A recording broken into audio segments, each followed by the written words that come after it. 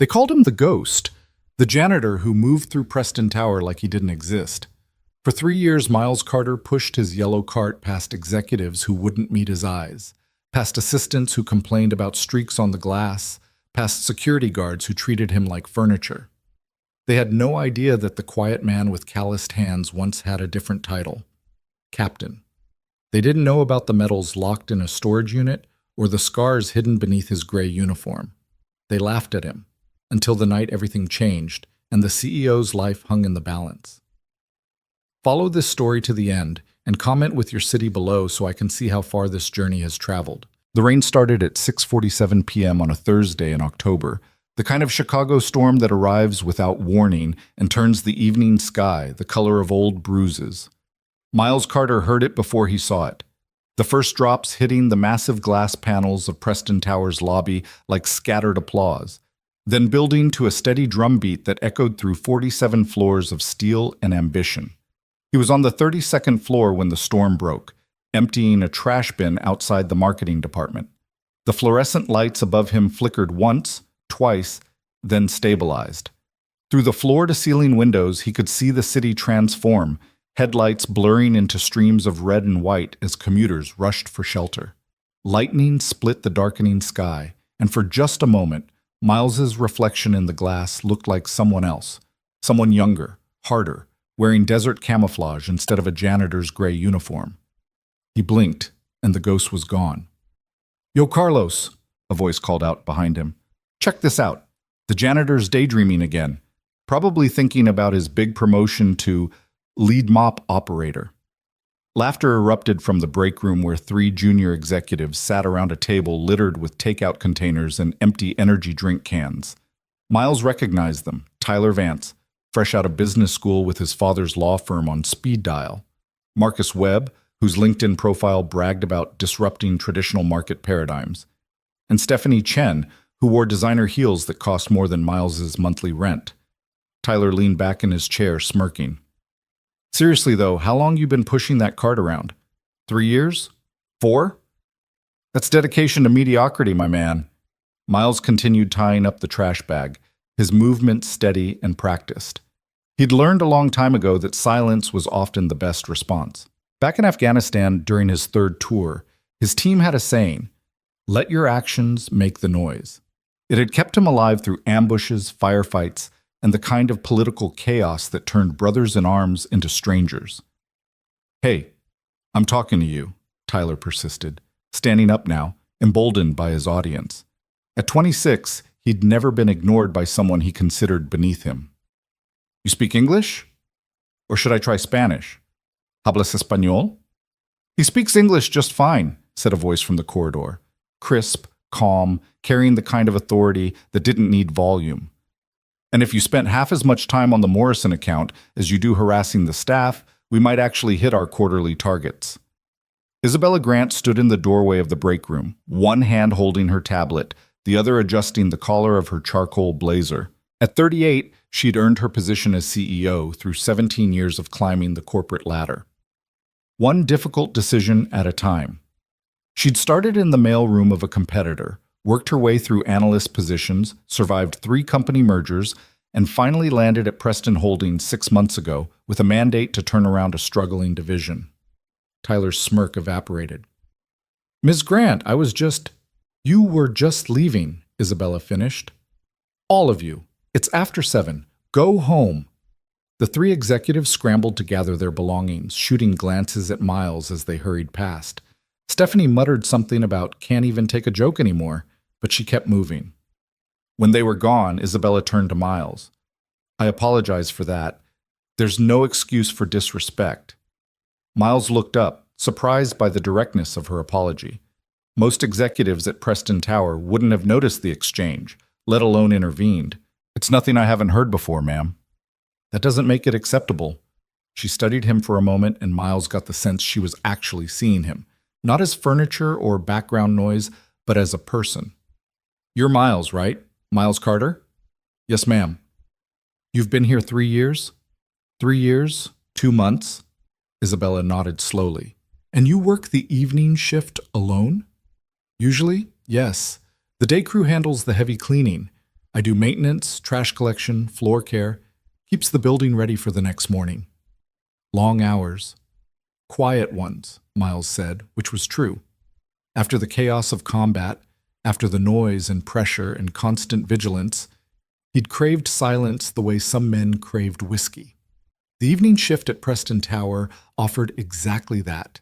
Empty corridors, humming HVAC systems, and the simple clarity of tasks that had beginnings and endings. Isabella seemed to understand something in his answer, though she didn't press. Well, thank you for what you do. This building runs because of people like you.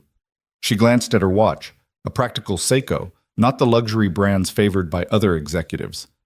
I've got a few more hours of work. Have a good evening, Miles. You too, Ms. Grant. She headed toward the executive elevators, her heels clicking a steady rhythm against the polished marble. Miles watched her go, noting details the way he'd been trained to. Confident posture, slight tension in her shoulders suggesting stress or fatigue.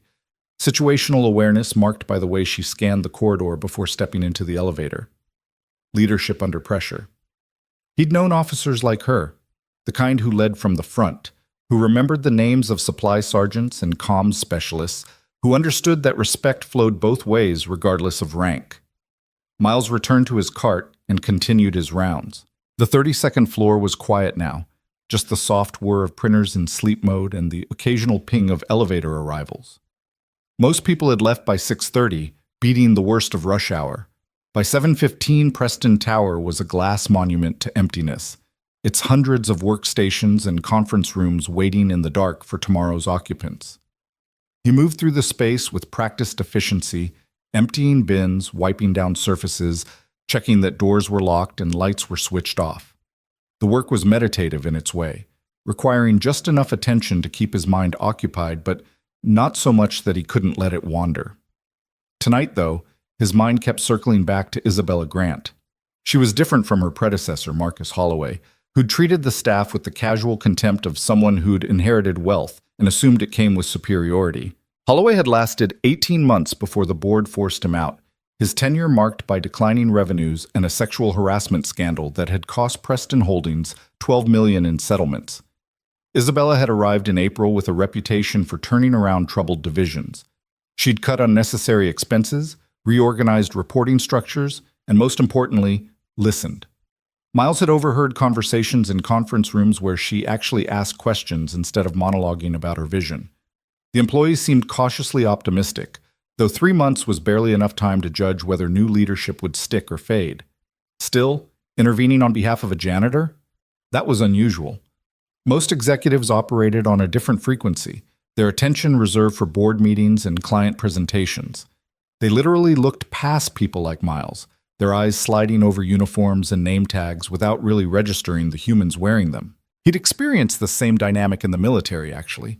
Officers who saw enlisted personnel as tools versus officers who saw them as teammates. The difference was often life or death in combat zones. Miles reached the executive floor, 47, just after 7:30 p.m. This was his least favorite part of the building, all glass-walled offices and expensive art, the kind of space designed to intimidate rather than inspire. The carpet here was thicker, the lighting more sophisticated, the air conditioning set to a precise 68 degrees regardless of season. He started with the south corridor, working his way past offices belonging to the CFO, COO, and various vice presidents whose titles he'd never fully understood. VP of Strategic Initiatives, Senior Director of Operational Excellence, Chief Innovation Officer. In his experience, the longer the title, the less clear the actual job. Isabella's office was at the north end, a corner suite with floor-to-ceiling windows offering views of Lake Michigan and the Chicago skyline. Miles could see light spilling from her doorway, hear the faint clack of keyboard strokes. He'd empty her trash last, giving her privacy while he worked the rest of the floor. He was wiping down a conference table in the main boardroom when he heard the elevator chime. Not unusual. Security made rounds every 2 hours, and occasionally workaholics returned after dinner to finish projects.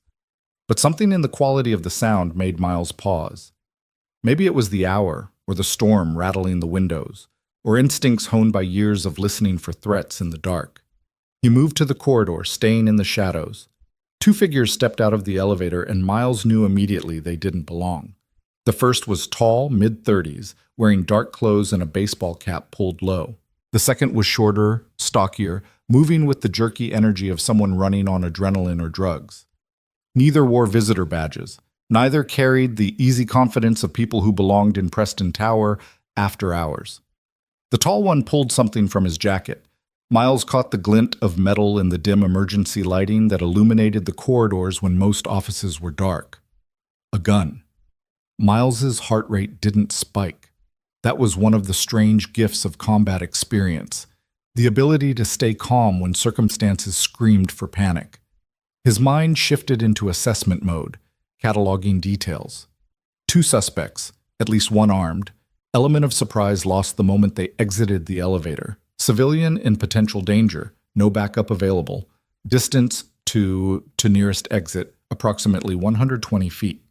The intruders moved toward Isabella's office with purpose. This wasn't random. They knew where they were going. Miles had three options: hide and call security, confront them directly, or find another way to intervene. The first option gave them time to harm Isabella. The second option was suicide. He had a mop, they had a gun. The third option required improvisation. He chose option 3. Moving quickly but silently, Miles returned to his cart and grabbed his phone, dialing 911 as he followed the intruders at a distance. The operator answered on the second ring. 911? What's your emergency? Armed break-in at Preston Tower, 233 West Wacker Drive, 47th floor, Miles said quietly. Two suspects, at least one firearm, civilian in danger. I'm maintenance staff, staying on the line. Sir, are you in a safe location? No, stay on the line. He pocketed the phone, leaving the connection open, and moved closer. Through the glass walls of Isabella's office, he could see the situation unfolding. The tall one had his gun trained on Isabella, who'd stood up from her desk, hands raised in a gesture of surrender. The shorter one was yanking cords from her computer, shouting something Miles couldn't quite hear. Isabella's face was pale but composed, the same expression he'd seen on officers under fire, the look of someone forcing themselves to stay functional despite terror. Miles assessed the office layout. Single entry point, glass walls offering visibility but no cover, desk positioned near the windows, 2 leather chairs for visitors, bookshelf against the west wall. The intruders had their backs to the door, focused entirely on Isabella. He had maybe 30 seconds before they noticed him. Miles's hands moved automatically to the mop handle on his cart, testing its weight and balance. It was aluminum, 3/4 of an inch in diameter, with a threaded connection where the mop head attached. Not a weapon, but it would have to do. He thought about the last time he'd faced armed opponents without a firearm himself. A checkpoint outside Kandahar, where insurgents had tried to overrun their position during a sandstorm. His rifle had jammed, and he'd gone hand-to-hand with 2 attackers before backup arrived. He'd won that fight through speed, surprise, and the kind of training that turned reflexes into muscle memory. Of course, he'd been 32 then, not 44. His left knee still ached from a shrapnel injury that had ended his military career. His reaction time was probably a half-second slower, but adrenaline was already smoothing away the aches, sharpening his focus. Miles stepped into Isabella's office. "You need to leave," he said quietly. "Now." The intruders spun around. Up close, Miles could see more details. The tall one had a tattoo on his neck, probably gang-related, and his gun was a Glock 19, standard semi-automatic. The shorter one held a knife, not a gun. 8-inch blade, serrated edge, held in a reverse grip suggesting he'd done this before. "The fuck?" The tall one swung his Glock toward Miles. "Who the hell are you?" "Janitor," Miles said, keeping his voice steady. "Building's closed. You're trespassing." The shorter one laughed, a high-pitched sound that confirmed Miles's suspicion about drugs. "Janitor's gonna stop us? With what? A mop?" "If necessary." Isabella spoke up, her voice strained but controlled. "Miles, don't. Just leave. Call security." "Already did, ma'am. Help's on the way." The tall one's expression darkened. "Then we better work fast." He turned back to Isabella, gun steady. "Access codes to the financial accounts. Now. Don't tell me you don't know them. You're the fucking CEO."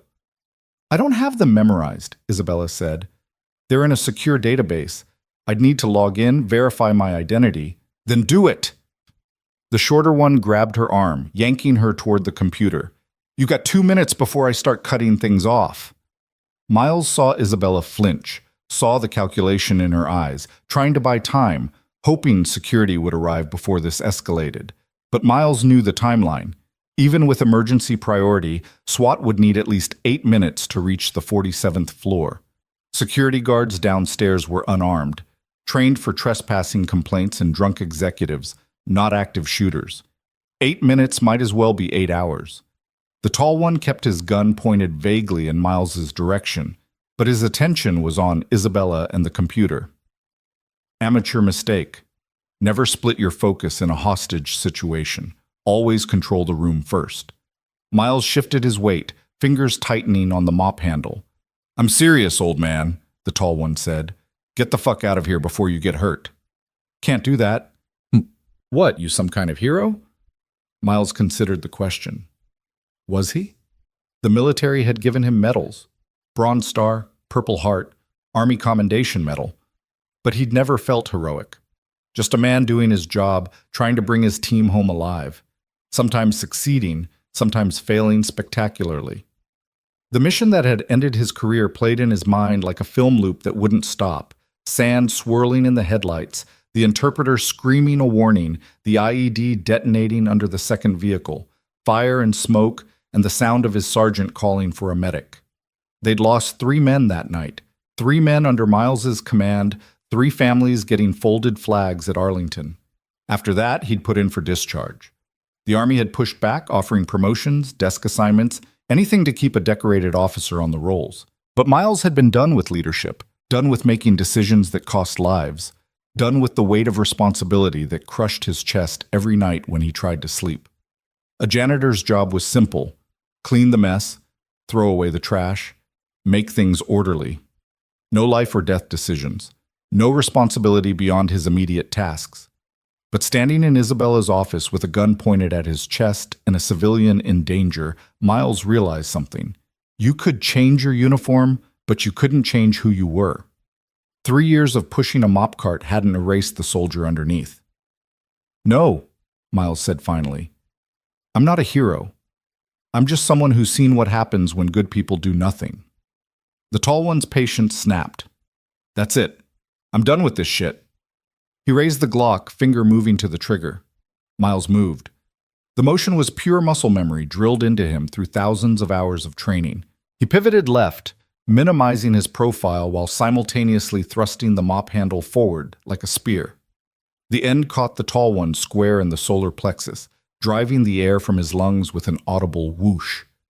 The gun discharged, a deafening crack in the enclosed office space, but the bullet went wild, shattering the window behind Isabella's desk. Wind and rain immediately roared into the room, papers swirling like snow. Miles didn't stop. He twisted the mop handle, using the tall one's instinctive grab as leverage to yank him off balance. The Glock clattered to the floor. Miles kicked it away and brought his elbow down on the back of the man's neck. Controlled force, enough to stun, but not kill. The tall one collapsed. The shorter one reacted faster than Miles expected, lunging forward with the knife. Miles barely got the mop handle up in time, catching the blade against the aluminum shaft. The knife bit deep, nearly severing the handle, but held. They grappled, strength against strength. The shorter one was younger, amped up on adrenaline or meth or both. Surprisingly strong for his size.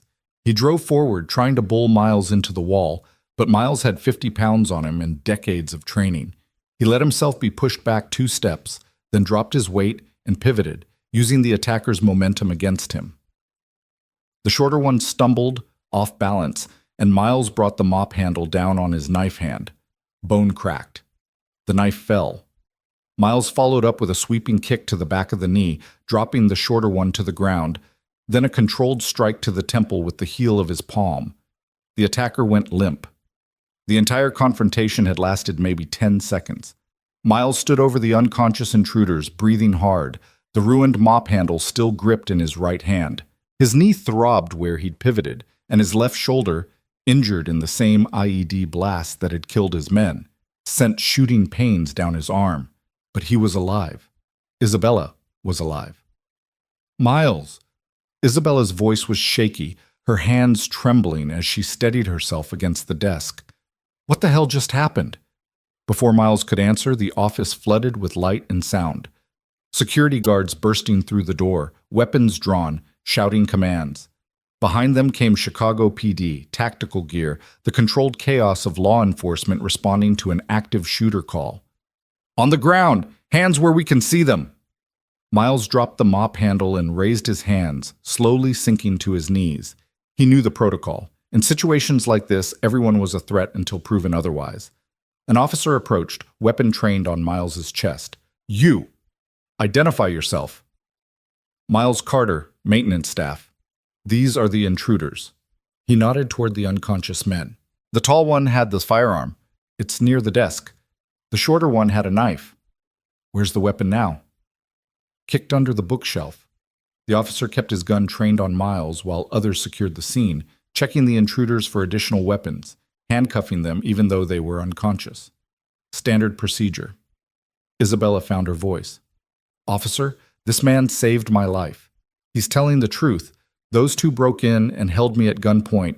Miles, Mr. Carter, he stopped them. The officer's posture relaxed slightly, but he didn't lower his weapon. We'll need full statements from both of you. EMTs are on the way to check out the suspects and make sure there are no other injuries. He finally holstered his gun, studying Miles with new interest. Sir, you former military? Yes. What branch? Army, Special Forces. The officer nodded slowly, pieces clicking into place. That explains some things. Captain, I'm guessing? Was. More personnel flooded the office. Detectives, crime scene techs, the building's security director looking pale and apologetic. Isabella was ushered to a separate room for her statement.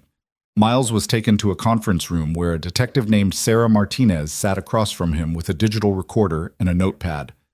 Mr. Carter, she began, her voice professional but not unkind. I need you to walk me through everything that happened tonight, start to finish. Take your time. Miles did, recounting the evening from when he'd noticed the elevator arrival to the moment police entered the office. He left nothing out. The fight, his military background, his assessment of the situation. Detective Martinez took notes, occasionally asking for clarification, but mostly letting him talk. When he finished, she set down her pen. That's quite a story. It's what happened. I believe you. Ms. Grant's account matches yours almost word for word. Plus, we've got building security footage showing these two clowns entering through the loading dock, bypassing the security scanners with stolen access cards. She paused. This wasn't random, Mr. Carter. They came here specifically for Ms. Grant and her access codes. I figured. Any idea why? Miles shook his head. I'm a janitor, detective. I empty trash and mop floors. Corporate espionage isn't my area. Martinez smiled slightly. Somehow I doubt that. Your area, I mean. Captain Miles Carter, 3 tours in Afghanistan, decorated for valor multiple times, leader of an SF team that conducted high-risk operations across Helmand Province. She saw his expression. Yeah, we ran your name. That's quite a resume to leave behind for a janitor position. I wanted peace and quiet. And how's that working out? Despite everything, Miles almost laughed. Not great tonight. Martinez closed her notebook. We'll need you to stay available over the next few days for follow-up questions. But between us, you did good work here. A lot of people wouldn't have intervened. Even fewer could have pulled off what you did without anyone dying. Just training. No, Martinez said firmly. It's more than that. Training tells you how to fight. It doesn't tell you when to fight or why to fight. You chose to put yourself in danger to protect someone else. That's character, not training. Miles didn't respond. He'd heard similar things after combat actions, officers and commanders telling him he'd shown bravery or valor or leadership. But Miles remembered the fear, the uncertainty, the split-second decisions that could have gone wrong in a dozen different ways. He'd gotten lucky, that's all. Lucky that his training had held, that the intruders had been amateurs, that his body had responded despite being 12 years older and 20 pounds heavier than during his prime. Martinez stood. You're free to go. EMTs want to check you out first. Standard procedure after an altercation. Then you can head home. Get some rest. But rest felt impossible. The adrenaline was fading now, leaving behind a familiar exhaustion that went bone deep. Miles had experienced it after firefights, that strange, hollow feeling that came when your body realized it was still alive and didn't quite know how to process that information. The EMTs cleared him. Minor contusions, elevated blood pressure that would normalize, nothing requiring hospital attention. By the time they finished, it was nearly 10 o'clock p.m. The storm had passed, leaving the city washed clean and glittering under streetlights. Miles found his card exactly where he'd left it, the broken mop handle lying beside it like evidence of something that hadn't really happened. Except it had. The shattered window on the 47th floor, the police tape, the crime scene text still processing Isabella's office. All proof that his quiet life had just gotten a lot more complicated. He was gathering his cleaning supplies when Isabella appeared in the corridor.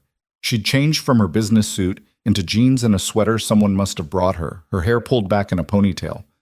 Without the CEO armor, she looked younger, more vulnerable. "Miles," she said, "I wanted to thank you properly, not in front of all those police and investigators, just person to person." "You already thanked me."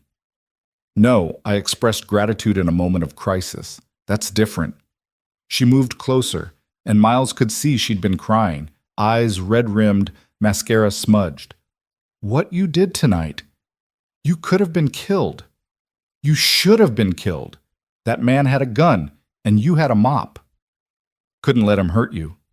"Why?" The question came out fierce, almost angry. "You don't know me. We've exchanged maybe 20 words in 6 months. Most people in your position would have hidden, called for help, kept themselves safe. Why risk everything?" Miles considered his answer carefully. "Because letting someone get hurt when you can stop it, that's not really living. That's just existing. And I've been existing for 3 years. Maybe it was time to actually live again." Isabella's eyes glistened with fresh tears. "Well, you saved my life. However you want to frame it, whatever your reasons were, you saved me. So thank you. Truly, deeply, thank you." They stood in silence for a moment, two people brought together by violence and circumstance, unsure what came next. Finally, Isabella said, "The police think this was an inside job. Someone gave those men my schedule, my office location, details about building security. They're investigating everyone with access to that information, which is probably half the executive team, at least, and several assistants, security personnel, IT staff." She rubbed her temples, exhaustion evident in every line of her face. "Someone I work with every day, someone I trust, tried to have me robbed or kidnapped or killed. I don't even know which yet." Miles understood that betrayal. In Afghanistan, he'd worked with local interpreters and guides, men who became brothers, who saved his team's lives on multiple occasions. Then one of them had fed information to the Taliban, leading to an ambush that nearly wiped out his unit. Trust, once broken, left wounds that never fully healed. "You'll get through it," he said. "You're stronger than you think." "How can you possibly know that?" "Because you didn't fall apart tonight. You stayed calm, tried to buy time, kept thinking even with a gun pointed at you. That's not panic, that's leadership under fire." Isabella looked at him with something approaching wonder. "Were you an officer in the military?" "Captain, Special Forces." "Yes." She nodded slowly, processing this information. "And now you're cleaning floors at Preston Tower. Everyone needs a second act." "Is that what tonight was? Your second act?" Miles picked up the broken mop handle, turning it over in his hands. In the hallway lighting, the aluminum shaft looked almost silver, noble somehow despite its mundane purpose. "I don't know yet. Ask me tomorrow when the adrenaline wears off." Isabella smiled, the first genuine smile he'd seen from her all evening. "Will you be here tomorrow? Or are you taking emergency leave after your workplace incident?" "I'll be here. Someone's got to clean up the mess on the 47th floor." "About that," Isabella hesitated, choosing her words carefully. "I suspect the board will want to meet with you. What you did tonight, it's going to raise questions about building security, our vetting processes, all sorts of corporate liability issues. You prepared for that kind of attention?" "Not particularly. I'll try to run interference where I can. But Miles, you're about to become famous whether you want to or not. Former Special Forces operative working as janitor saves CEO with mop? That's front page material. Miles felt his stomach drop. Fame was the last thing he wanted. He'd left the military specifically to disappear, to become nobody, to avoid the attention that came with combat decorations and heroic narratives.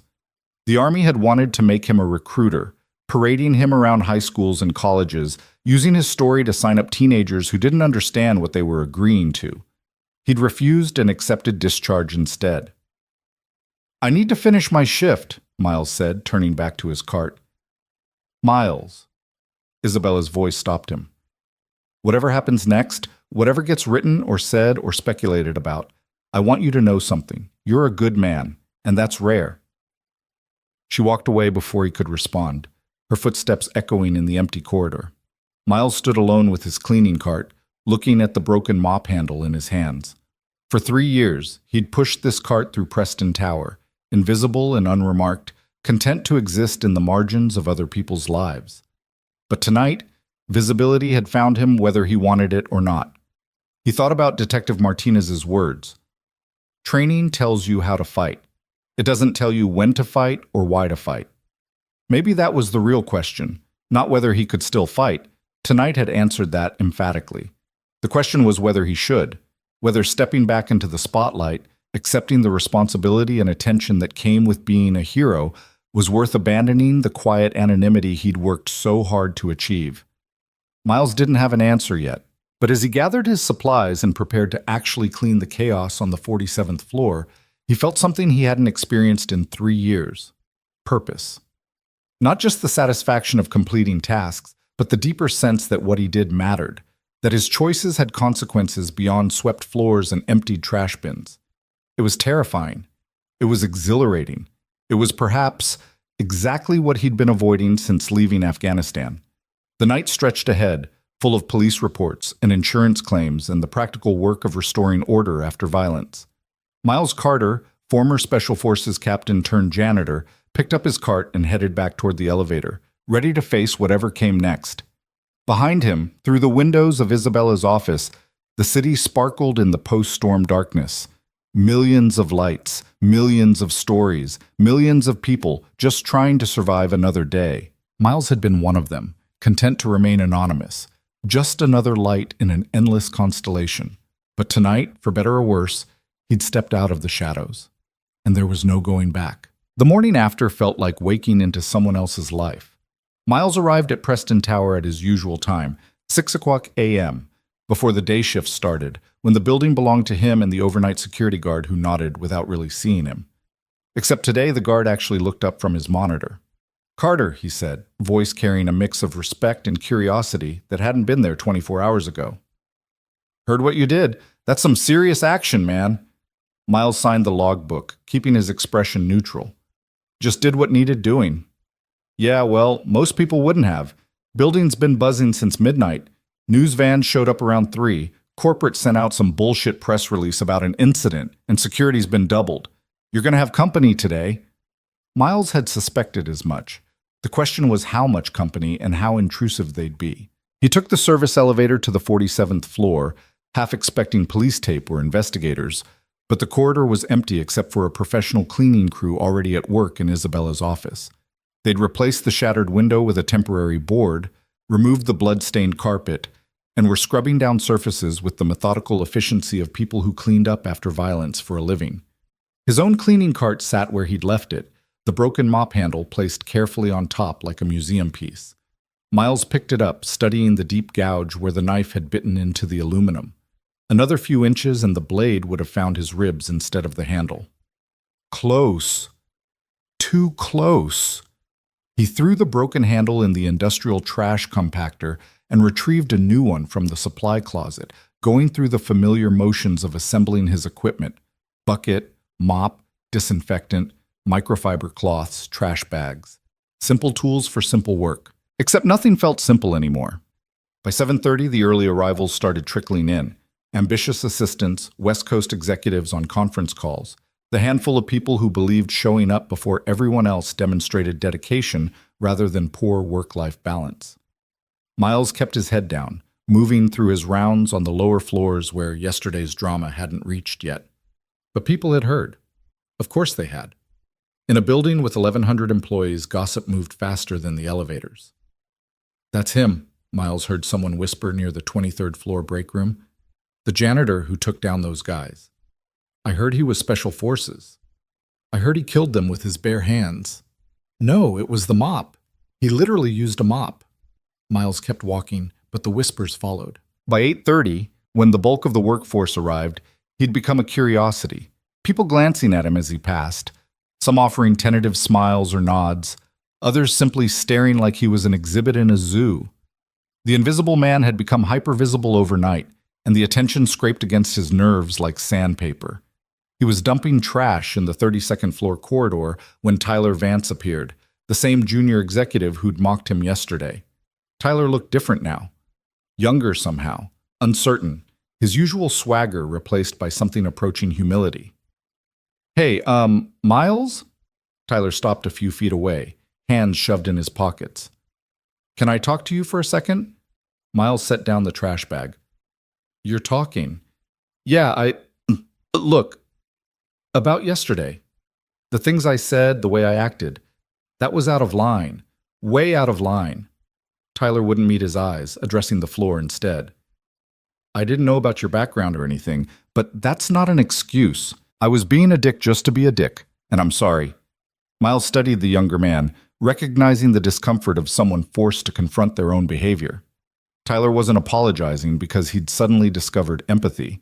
He was apologizing because Miles had become someone who mattered, someone with a story that made Tyler's mockery look petty and cruel in retrospect.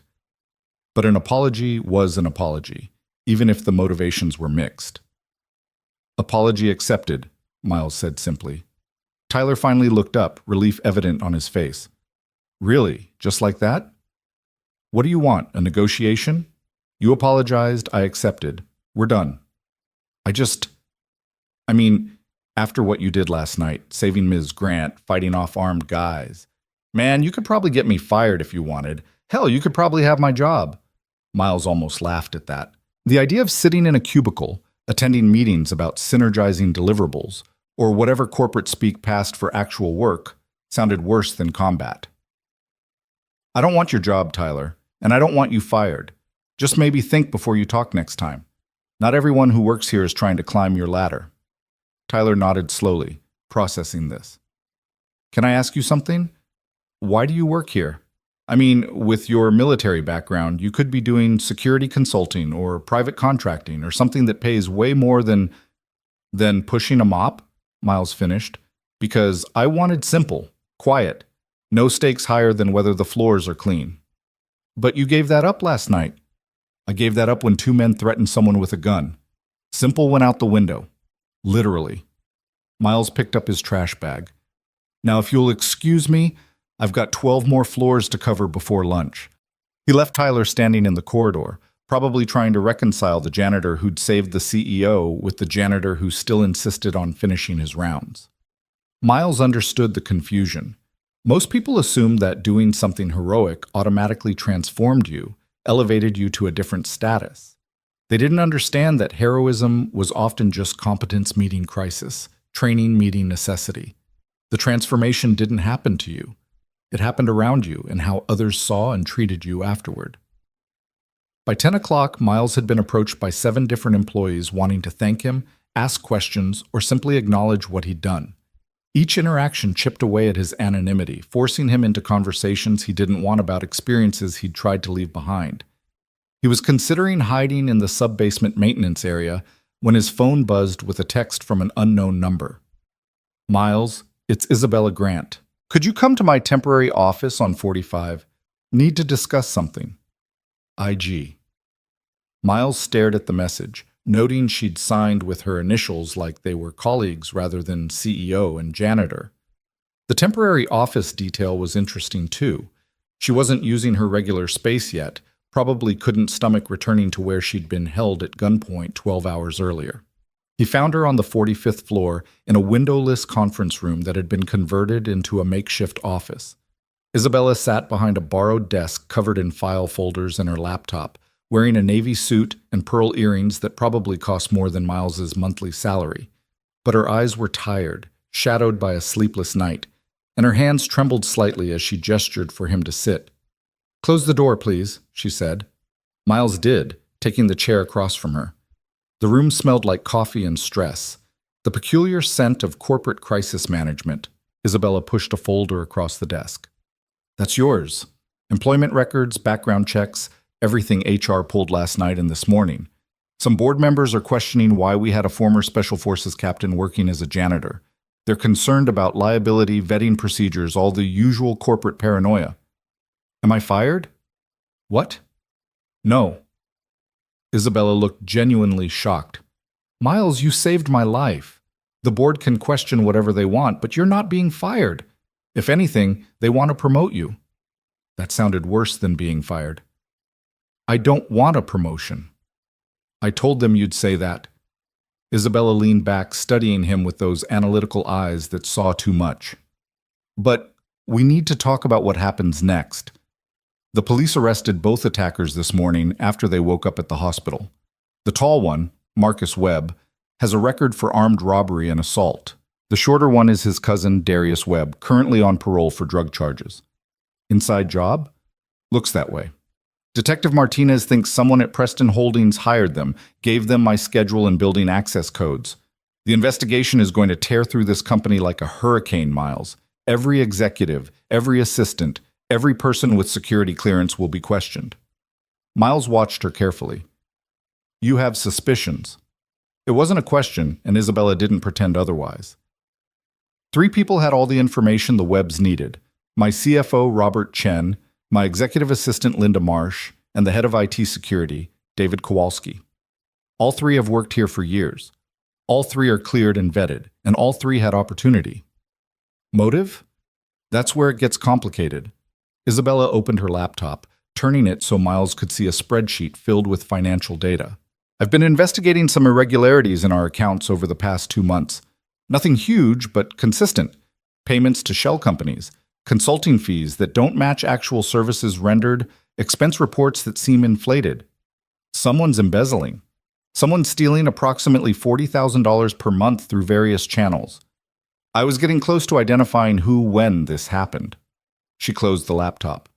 "I think they hired the Webbs to either scare me off the investigation or get my access codes so they could cover their tracks." Miles processed this information, his mind shifting into tactical assessment mode. If they're desperate enough to hire criminals, they're desperate enough to try again. "You have protection?" "The board hired a security detail, 2 bodyguards, former law enforcement, following me everywhere." Isabella's expression suggested she wasn't thrilled about this. "They're waiting outside right now, probably listening to every word." "Good. Keep them close." "Miles, I didn't ask you here to talk about security." Isabella folded her hands on the desk, her corporate composure cracking slightly. "I asked because I need your help. I'm a janitor. You're a decorated military officer with combat experience and tactical training. You assessed a dangerous situation last night and resolved it without anyone dying. That's not luck. That's expertise." "That's also not my job anymore." "Then what is your job?" Isabella's voice sharpened with frustration. "Mopping floors? Emptying trash? Miles, you have skills that could help catch whoever's behind this. Skills that are wasted on maintenance work." The words hit harder than she probably intended. Wasted. As if the last 3 years of his life had been meaningless, a prolonged sabbatical from his true purpose. Miles felt anger kindle in his chest, the rare emotion that occasionally broke through his carefully maintained calm. "You think I'm wasted?" he said quietly. "You think the work I do doesn't matter?" Isabella realized her mistake immediately. "No, that's not what I meant. Every person in this building walks on floors I cleaned, sits at desks I sanitized, uses bathrooms I maintain. The CEO you saved yesterday exists because the janitor noticed something wrong and did something about it." Miles stood, his voice still controlled but carrying an edge. "My job isn't wasted, Ms. Grant. It's just not glamorous enough for people like you to notice." He turned toward the door. "Wait." Isabella's voice stopped him, softer now, almost pleading. "You're right. I'm sorry. That was condescending and wrong, and I apologize. Miles kept his hand on the doorknob but didn't open it. Isabella continued, words spilling out in a rush. I spent 12 hours last night thinking about what happened. About how you put yourself in danger for someone you barely know. About how most people would have hidden or run or let someone else handle it. And I kept asking myself why. Why would someone with your background, your capabilities, choose to be invisible? Because invisible is safe. Safe from what? Miles turned back, meeting her eyes. From responsibility, from command, from making decisions that get people killed. The confession hung in the air between them, raw and honest in a way Miles hadn't intended. But Isabella didn't look away, didn't retreat into corporate platitudes or uncomfortable silence. Instead, she nodded slowly, as if he'd confirmed something she'd suspected. Afghanistan? She asked gently. A lot of places. But yeah, Afghanistan is where it ended. I'm not going to ask for details. That's yours, not mine. Isabella stood, moving around the desk to stand closer. But Miles, I need you to understand something. What you did last night wasn't about your past. It was about who you are right now today. You saw someone in danger, and you helped. That's not military training, that's character. Detective Martinez said something similar. Then maybe you should listen. Isabella pulled a business card from her pocket, pressing it into Miles's hand. This is my personal number, not the office line, not my assistant, direct line to me. I'm asking you to stay aware, stay alert. The person who hired those men is still out there, still desperate, probably even more dangerous now that their plan failed. Miles looked at the card, feeling the weight of what she was asking. Not a job exactly, but vigilance. The same hyper-awareness that had kept him alive in combat zones, applied to fluorescent-lit corridors and executive offices. I can't be your bodyguard, he said. I don't have training for close protection, and honestly, this building has 1,100 people in it. I can't watch everyone. I'm not asking you to watch everyone. I'm asking you to trust your instincts. You noticed those men last night when no one else did. You saw a threat and responded. That's the kind of awareness we need right now. Miles pocketed the card, though he wasn't sure he'd ever use it. I'll keep my eyes open, but Ms. Grant, Isabella, after what we went through, I think we can use first names. Isabella, Miles corrected, the name feeling strange in his mouth. After what we went through, you should know something. I'm not a hero. I'm just someone who couldn't live with himself if he'd done nothing. Maybe that's what heroes are, Isabella said softly. People who can't live with themselves if they do nothing. Before Miles could respond, a sharp knock interrupted them. The door opened without waiting for permission, and a man in his 60s strode in. Silver hair, expensive suit, the kind of presence that expected deference as a natural right. Miles recognized him from company photos in the lobby. Richard Preston himself, majority shareholder and chairman of the board. Ms. Grant, Preston said, his voice carrying the clipped authority of old money. And this must be our mysterious janitor. Isabella straightened, her corporate mask sliding back into place. Mr. Preston, this is Miles Carter. Miles, Richard Preston. Preston extended his hand and Miles shook it, noting the firm grip and evaluating gaze. This was a man accustomed to measuring people quickly and accurately, sorting them into categories of useful or useless within seconds. Mr. Carter, Preston said, I've been reading your file. Impressive service record. Bronze Star, Purple Heart, 3 combat tours. Makes one wonder why you're working in maintenance. Everyone needs a second act, sir. Preston's eyes narrowed slightly, reassessing. Indeed, well, your second act saved one of my most valuable executives last night. For that, you have my gratitude and the gratitude of this entire organization. Just doing what needed doing. That kind of false modesty won't serve you here, son. You did something extraordinary, and Preston Holdings rewards extraordinary action. Preston pulled an envelope from his jacket. Inside is a check for $50,000. Bonus for exceptional service. Plus, I'm offering you a position in corporate security. Salary of $90,000 annually, benefits, the works. Miles stared at the envelope without taking it. $50,000. More money than he'd seen in 3 years of janitorial work. Life-changing money for someone living paycheck to paycheck in a studio apartment. And he wanted no part of it. I appreciate the offer, Mr. Preston, But I'm not interested in corporate security. Preston's expression froze. In his world, people didn't refuse his offers. Excuse me? I said no thank you, sir. Young man, do you understand what I'm offering? This is a career opportunity. Most people aren't me, Miles interrupted, his voice respectful but firm. I'm grateful for the bonus. I won't refuse that. But the job, that's not for me. Preston turned to Isabella as if she might explain this bizarre rejection. Ms. Grant, perhaps you could clarify the situation for Mr. Carter. Help him understand the gravity of what he's turning down. Isabella met Miles's eyes, and something passed between them. Understanding, respect, the recognition of someone who'd made their position clear and wouldn't be moved. She turned back to Preston. Sir, I think Miles understands perfectly. He's choosing to remain in his current position. We should respect that choice. Preston's face reddened. This is absurd. The man's obviously overqualified for janitorial work, and you're suggesting we just let him continue? I'm suggesting we let him make his own decisions about his career, Isabella said calmly. The tension in the room ratcheted up several notches. Miles watched Preston struggle with the unfamiliar experience of having his generosity refused, his authority questioned by both the janitor and the CEO he'd hired to fix the company. Finally, Preston exhaled sharply. Fine. Mr. Carter remains in maintenance if that's what he wants, but the bonus stands. Consider it hazard pay for last night's events. He thrust the envelope at Miles. And if you change your mind about the position, my door is open. Thank you, sir. Preston turned to Isabella. We need to discuss security protocols in the investigation. My office, 30 minutes. He left without waiting for confirmation, his exit managing to convey disappointment and authority in equal measure. When the door closed, Isabella let out a breath she'd been holding. You just turned down $90,000. Plus the hassle of wearing a suit and attending meetings. Yeah, I did. Miles.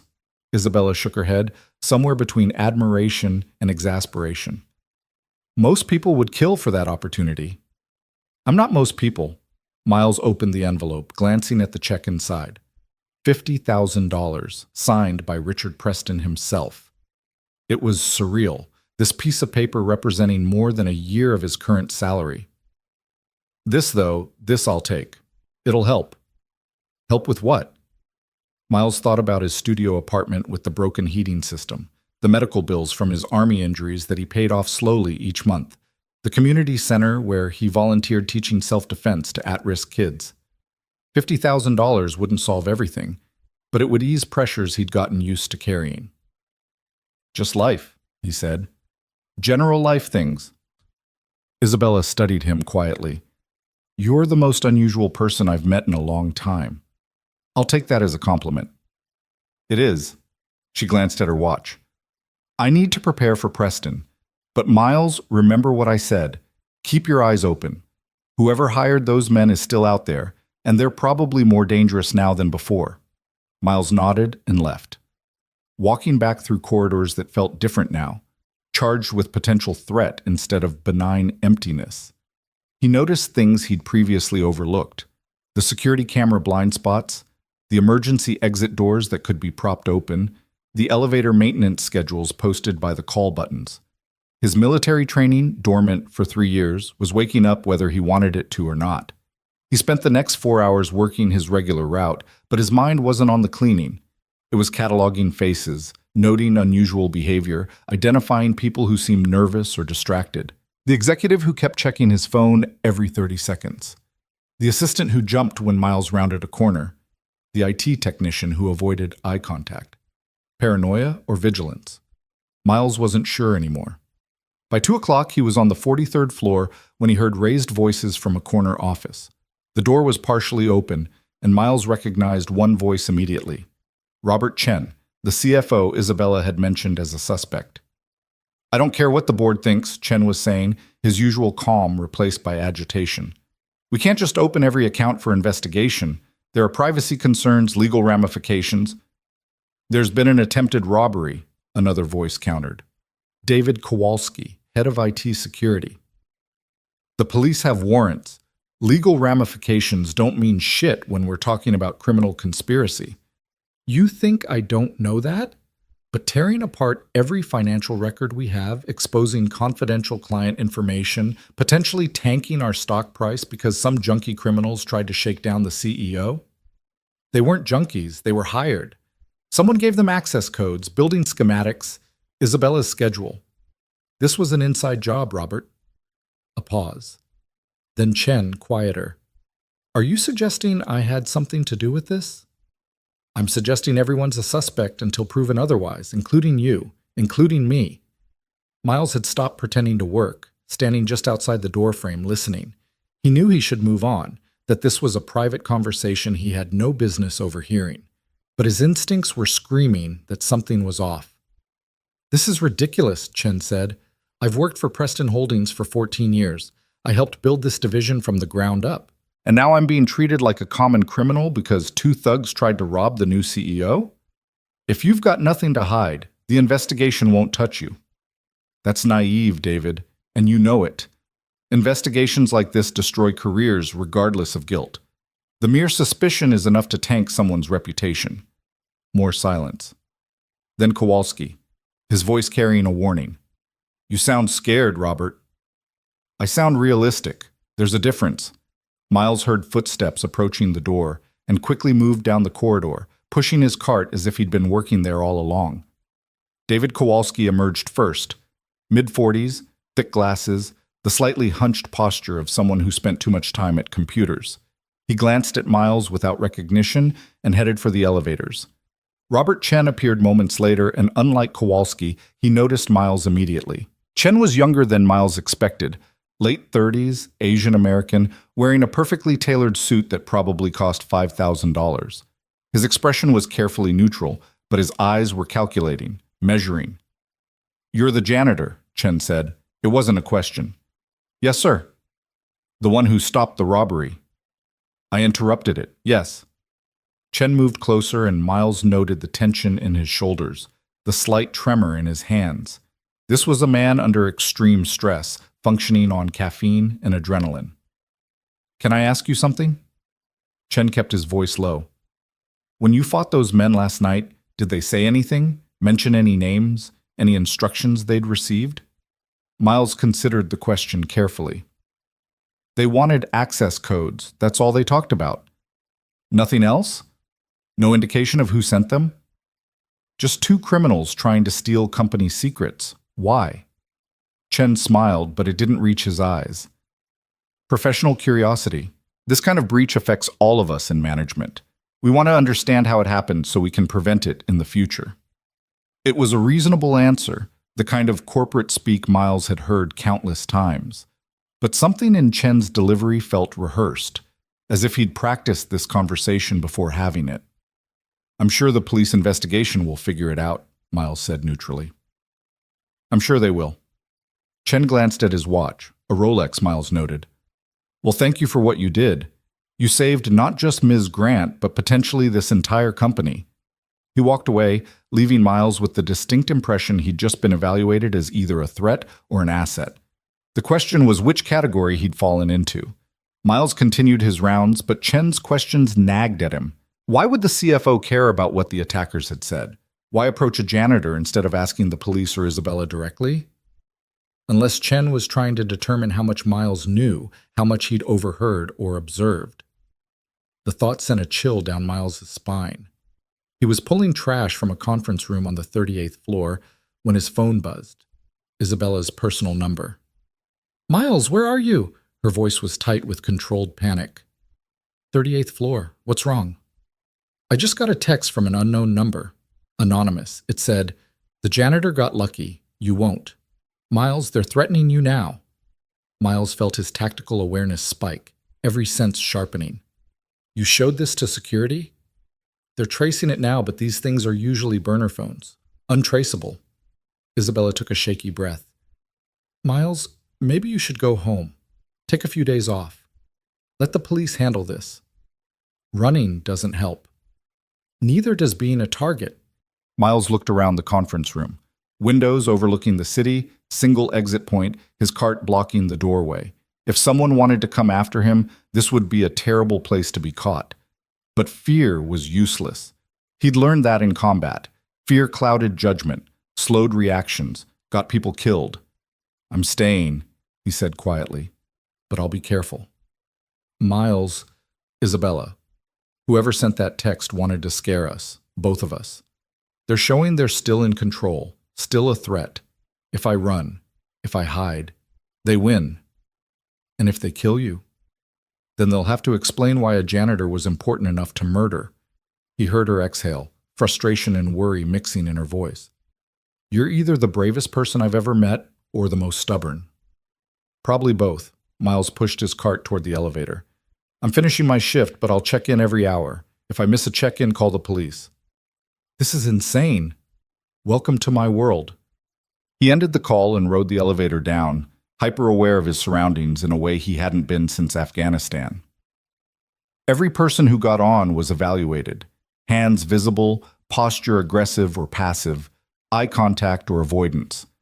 His body remembered this state, the heightened alertness that turned everything into potential threat or potential ally.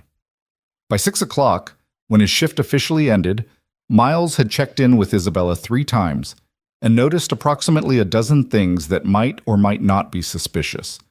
The executive who'd taken the same elevator 4 times in 1 hour, the maintenance worker he didn't recognize accessing the IT server room, the security guard who seemed unusually interested in Miles's route through the building, paranoia or vigilance. The line between them was thinner than most people realized. Miles was signing out at the security desk when Detective Martinez arrived, striding through the lobby with purposeful energy. She spotted him immediately. "Mr. Carter, glad I caught you. Got a minute?" "Sure." They moved to a quiet corner of the lobby, away from the evening rush of employees heading home. Martinez pulled out her phone, showing him a photo of a middle-aged woman with brown hair and nervous eyes. "Recognize her?" Miles studied the image. "Linda Marsh, Ms. Grant's executive assistant." "That's right. We brought her in for questioning this afternoon. She lawyered up immediately, which is her right, but it raises questions." Martinez pocketed her phone. "We pulled her financial records. Ms. Marsh has been making regular deposits to a savings account, $5,000 per month for the past 8 months. Her salary doesn't support that kind of savings rate." "You think she's the embezzler?" "I think she's involved somehow, either taking money directly or facilitating someone else's theft." Martinez studied him carefully. "Ms. Grant mentioned you overheard a conversation between Robert Chen and David Kowalski this afternoon." So Isabella was keeping Martinez informed. Smart. "I was cleaning nearby, couldn't help overhearing." "What was your impression of that conversation?" Miles chose his words carefully. Chen seemed defensive, worried about the investigation. Kowalski seemed suspicious of everyone, including Chen. Did Chen's worry seem like normal concern or guilty knowledge? "I'm a janitor, detective, not a profiler." Martinez smiled slightly. "You're also a former Special Forces captain with years of experience reading hostile environments and potentially dangerous individuals. So I'll ask again, guilty knowledge or reasonable concern?" Miles replayed the conversation in his mind, Chen's tone and body language, the specific questions he'd asked later. "Guilty knowledge," he admitted. "But of what, I can't say. Could be the embezzlement. Could be something else." "That matches my instinct." Martinez checked her watch. "Look, I probably shouldn't be telling you this, but you're already involved whether you want to be. We're executing search warrants tomorrow morning, Chen's office, Kowalski's office, Linda Marsh's desk. We're also pulling all internal communications from the past year. If someone at Preston Holdings hired those men, we'll find the connection. And in the meantime? Watch your back. That text Ms. Grant received wasn't an idle threat. Someone views you as a problem that needs solving." Martinez handed him a business card. "My direct line. You notice anything strange, anything that feels off, you call me immediately. Don't try to handle it yourself." Miles took the card, adding it to the growing collection in his wallet. Define strange. "You'll know it when you see it. Trust your instincts. They kept you alive in Afghanistan. They'll keep you alive here." After Martinez left, Miles stood in the lobby watching the evening crowd stream past. Executives in designer suits, assistants in practical heels, IT workers with backpacks and headphones. Hundreds of people, any one of whom could be a threat or a victim or simply someone trying to survive another day. He thought about going home, about the $50,000 check folded in his pocket, about Isabella's offer to use her personal number if he needed anything. His life had gone from anonymous to complicated in less than 24 hours, and the momentum showed no signs of slowing. But as Miles pushed through the lobby doors into the cool October evening, he realized something. He felt more alive than he had in 3 years. The adrenaline, the purpose, the stakes that mattered beyond clean floors and empty trash bins, all of it reminded him of who he used to be before he'd tried to bury that person beneath gray uniforms and quiet shifts. Maybe you couldn't outrun your past. Maybe it always caught up eventually, wearing different faces but carrying the same essential truth. Some people were built for the fight, and pretending otherwise just delayed the inevitable. Miles Carter walked toward the L train, invisible again in the evening crowds, but feeling the weight of what came next settling on his shoulders like an old, familiar coat. The fight wasn't over. It had barely begun. The search warrants hit Preston Tower like a controlled detonation at 7:00 a.m. Friday morning. Miles arrived to find the lobby crawling with federal agents wearing FBI windbreakers, boxes of documents being wheeled out on hand trucks, and employees gathering in confused clusters near the elevators. The atmosphere crackled with nervous energy, whispered speculation spreading through the crowd like wildfire. Miles kept his head down, moving toward the service elevator, but a hand caught his arm. He turned to find Isabella, flanked by her 2 bodyguards, thick-necked men in dark suits who scanned the lobby with professional paranoia. "They're executing warrants on 3 offices," Isabella said quietly, her voice tight. "Chen, Kowalski, and Linda Marsh. The FBI's involved now because they think this crosses state lines. Money laundering, wire fraud, conspiracy to commit kidnapping." "Kidnapping?" "The Webb brothers confessed last night, said they were hired to grab me, take me to a secondary location, force me to transfer funds from company accounts. They claimed they were supposed to get $25,000 each for the job." Isabella's composure was holding, but barely. Miles could see the tremor in her hands, the exhaustion shadowing her eyes. "This wasn't about scaring me off an investigation. This was about stealing millions." Miles processed this, his tactical mind running scenarios. Who hired them? They claim they never met the person directly. Everything was arranged through encrypted messages and dead drops for payment. Untraceable. Isabella glanced toward the elevators where FBI agents were boarding with evidence boxes. "But the money trail doesn't lie. If someone at Preston Holdings was funneling cash to the Webbs, the FBI will find it." One of her bodyguards stepped closer, murmuring something about getting her to a secure location. Isabella nodded, then turned back to Miles. "I have back-to-back meetings with lawyers and board members all day, but Miles—" She hesitated, weighing her words. "Be careful today. Whoever's behind this is going to be desperate now. Desperate people make mistakes, but they also make dangerous decisions. I'll keep my eyes open. Do more than that. Stay in public areas. Don't go anywhere alone. And if something feels wrong, I'll call Detective Martinez. I know the drill." Isabella searched his face, looking for reassurance she couldn't quite find. "I keep thinking about that text. The janitor got lucky. That's not just a threat, Miles. That's a promise." Before he could respond, her bodyguards were ushering her toward the executive elevators, creating a protective bubble that moved through the crowd with practiced efficiency. Miles watched her go, noting the way people parted for the entourage, how the FBI agents tracked her movement, how everyone in the lobby was suddenly aware that their CEO had become a target and a witness. Miles took the service elevator to his usual starting point on the 47th floor. The executive level felt different this morning. Agents moving through offices with methodical precision, cameras flashing as they documented evidence, the soft click of laptop keys as digital forensic specialists copied hard drives. Yellow police tape cordoned off Chen's office, Kowalski's workspace, and Linda Marsh's cubicle. He started his cleaning routine on the opposite end of the floor, staying out of the way but watching everything. His military training had taught him that intelligence often came from observation rather than interrogation, that people revealed truths through their behavior when they didn't realize anyone was paying attention. The agents worked quickly, professionally, barely acknowledging Miles as he emptied trash bins and wiped down surfaces. But he noticed things they might not have. The way Chen's office had been left immaculately organized, as if someone had cleaned it recently or removed potentially incriminating materials. The scratches around Kowalski's desk locks suggesting they'd been picked or forced. The framed photo on Linda Marsh's desk, her with 2 teenage children, smiling at a school graduation. People with families made different calculations when faced with criminal charges. Fear for themselves was one thing. Fear for their children was something else entirely. Miles was working near the main conference room when raised voices echoed down the corridor. He recognized Robert Chen's tone immediately, sharp with anger and barely controlled panic. "This is harassment. You have no right to—" "We have every right, Mr. Chen," a woman's voice, calm and professional. "The warrants are valid and comprehensive. You can either cooperate or obstruct justice. Your choice." Miles edged closer, positioning himself near a trash receptacle that gave him a clear view into the conference room. Chen stood facing 3 FBI agents, his expensive suit rumpled, his hair disheveled, the polished executive facade cracking under pressure.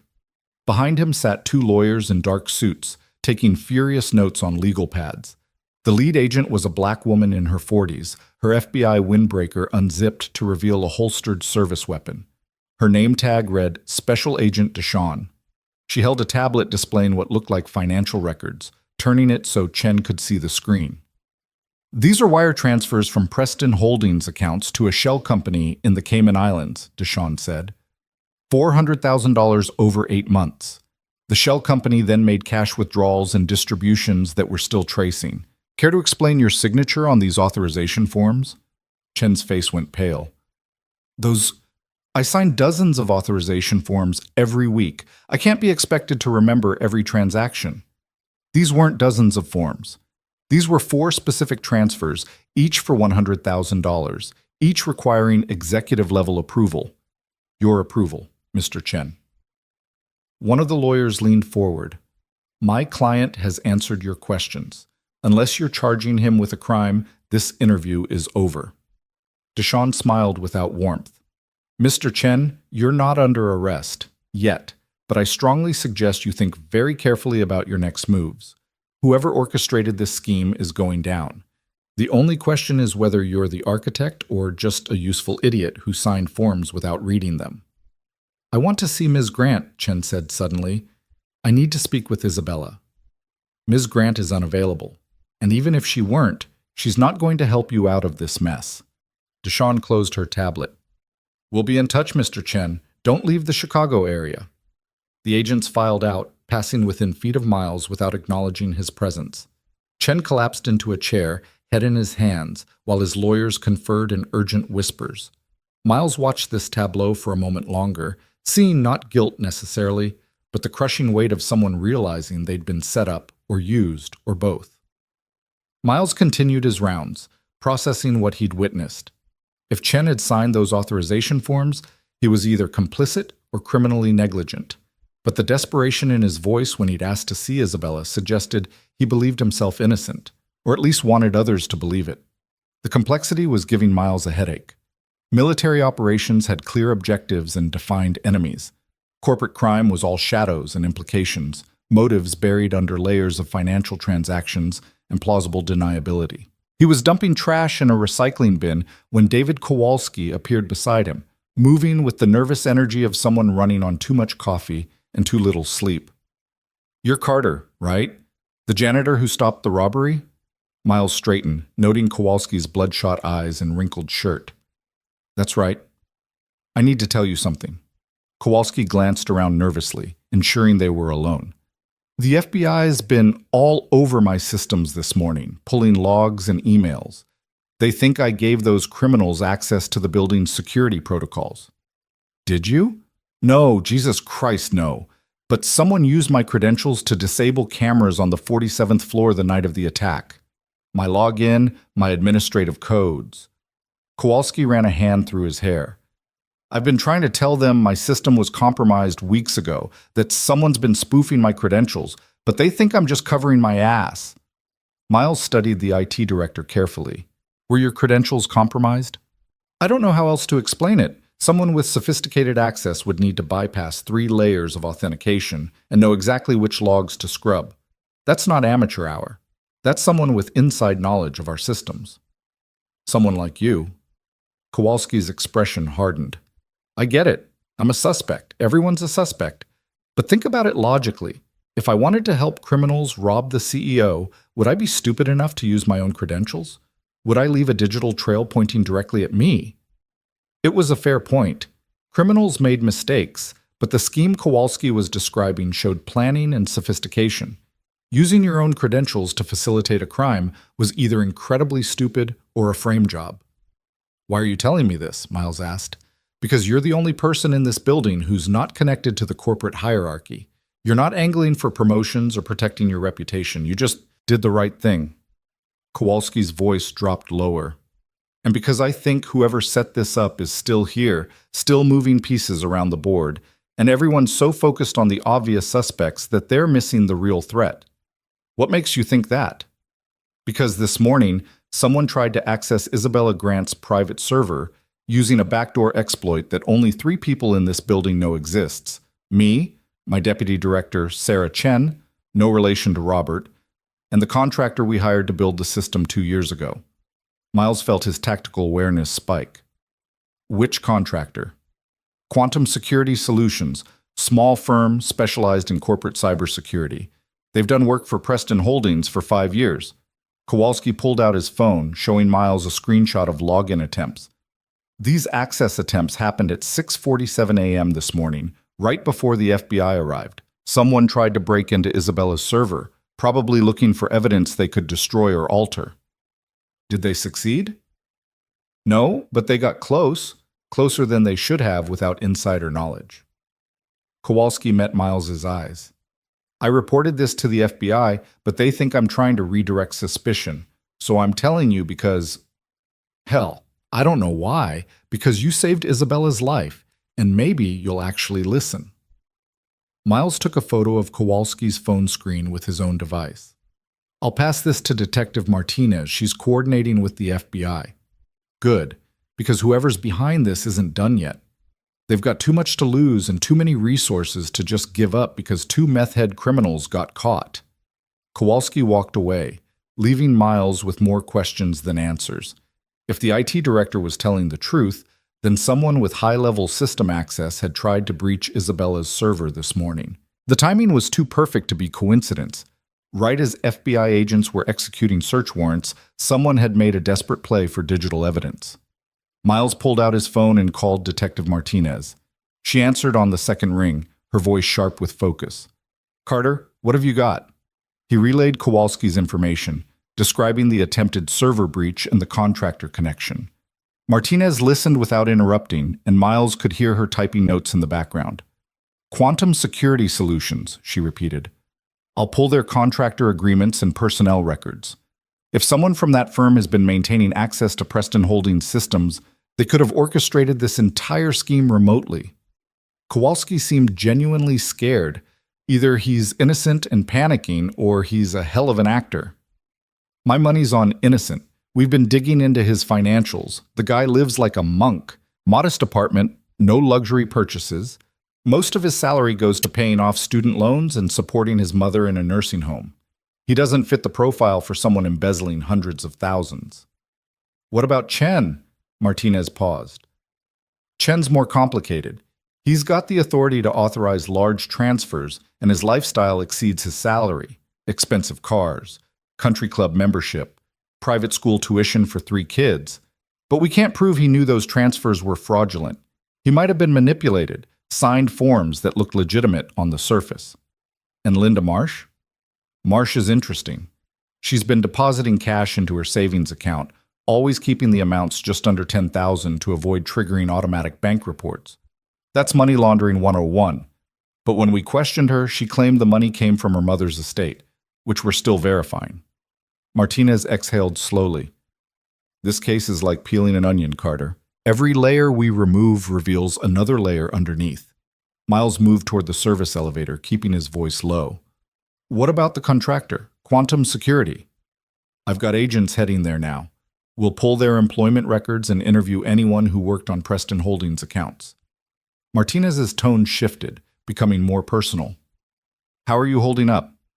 That threat text wasn't just smoke. I'm staying alert. That's not the same as being safe. Nothing's safe, detective. Just degrees of risk. Spoken like a soldier. Look, I know you're not the type to hide in your apartment, but maybe vary your routine? Take different routes home. Don't follow predictable patterns. Whoever sent that text might be watching, waiting for an opportunity. Miles thanked her and ended the call, her warning echoing in his mind. He'd been following the same routine for 3 years. Same L train, same route through his neighborhood, same coffee shop every morning. Predictability was dangerous when someone wanted you dead. He spent the rest of his morning shift in a state of heightened awareness, noting every person who glanced his way, every face that appeared more than once in different locations. Paranoia or vigilance. The line kept blurring. By noon, the FBI had finished their initial sweep and departed with several boxes of evidence.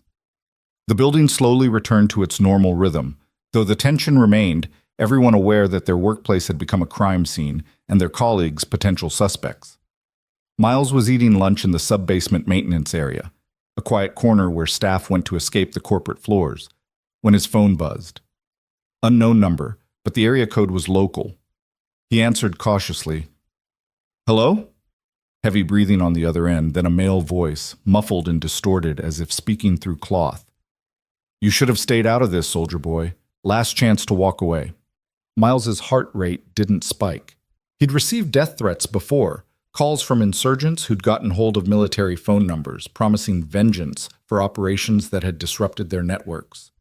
This felt similar. Theatrical intimidation meant to provoke fear. "Who is this?" Miles kept his voice calm. "Someone who knows you're living on borrowed time. That mop handle won't save you next time. Neither will your military training. Walk away from Preston Tower. Forget what you saw. Forget Isabella Grant." The voice dropped lower, more menacing. "Or we'll make sure you forget everything permanently." The line went dead. Miles immediately called Martinez back, relaying the conversation word for word. She swore quietly. "They're escalating. That's a direct threat. We can try to trace the number, but it's probably another burner." Martinez paused. "Miles, I'm recommending protective custody, just for a few days until—" "No. You're being targeted by people who've already proven they're willing to use violence. This isn't about being tough or brave. This is about survival." "I understand the risk, but hiding won't solve this. Whoever's making these threats wants me scared and isolated. I'm not giving them that satisfaction."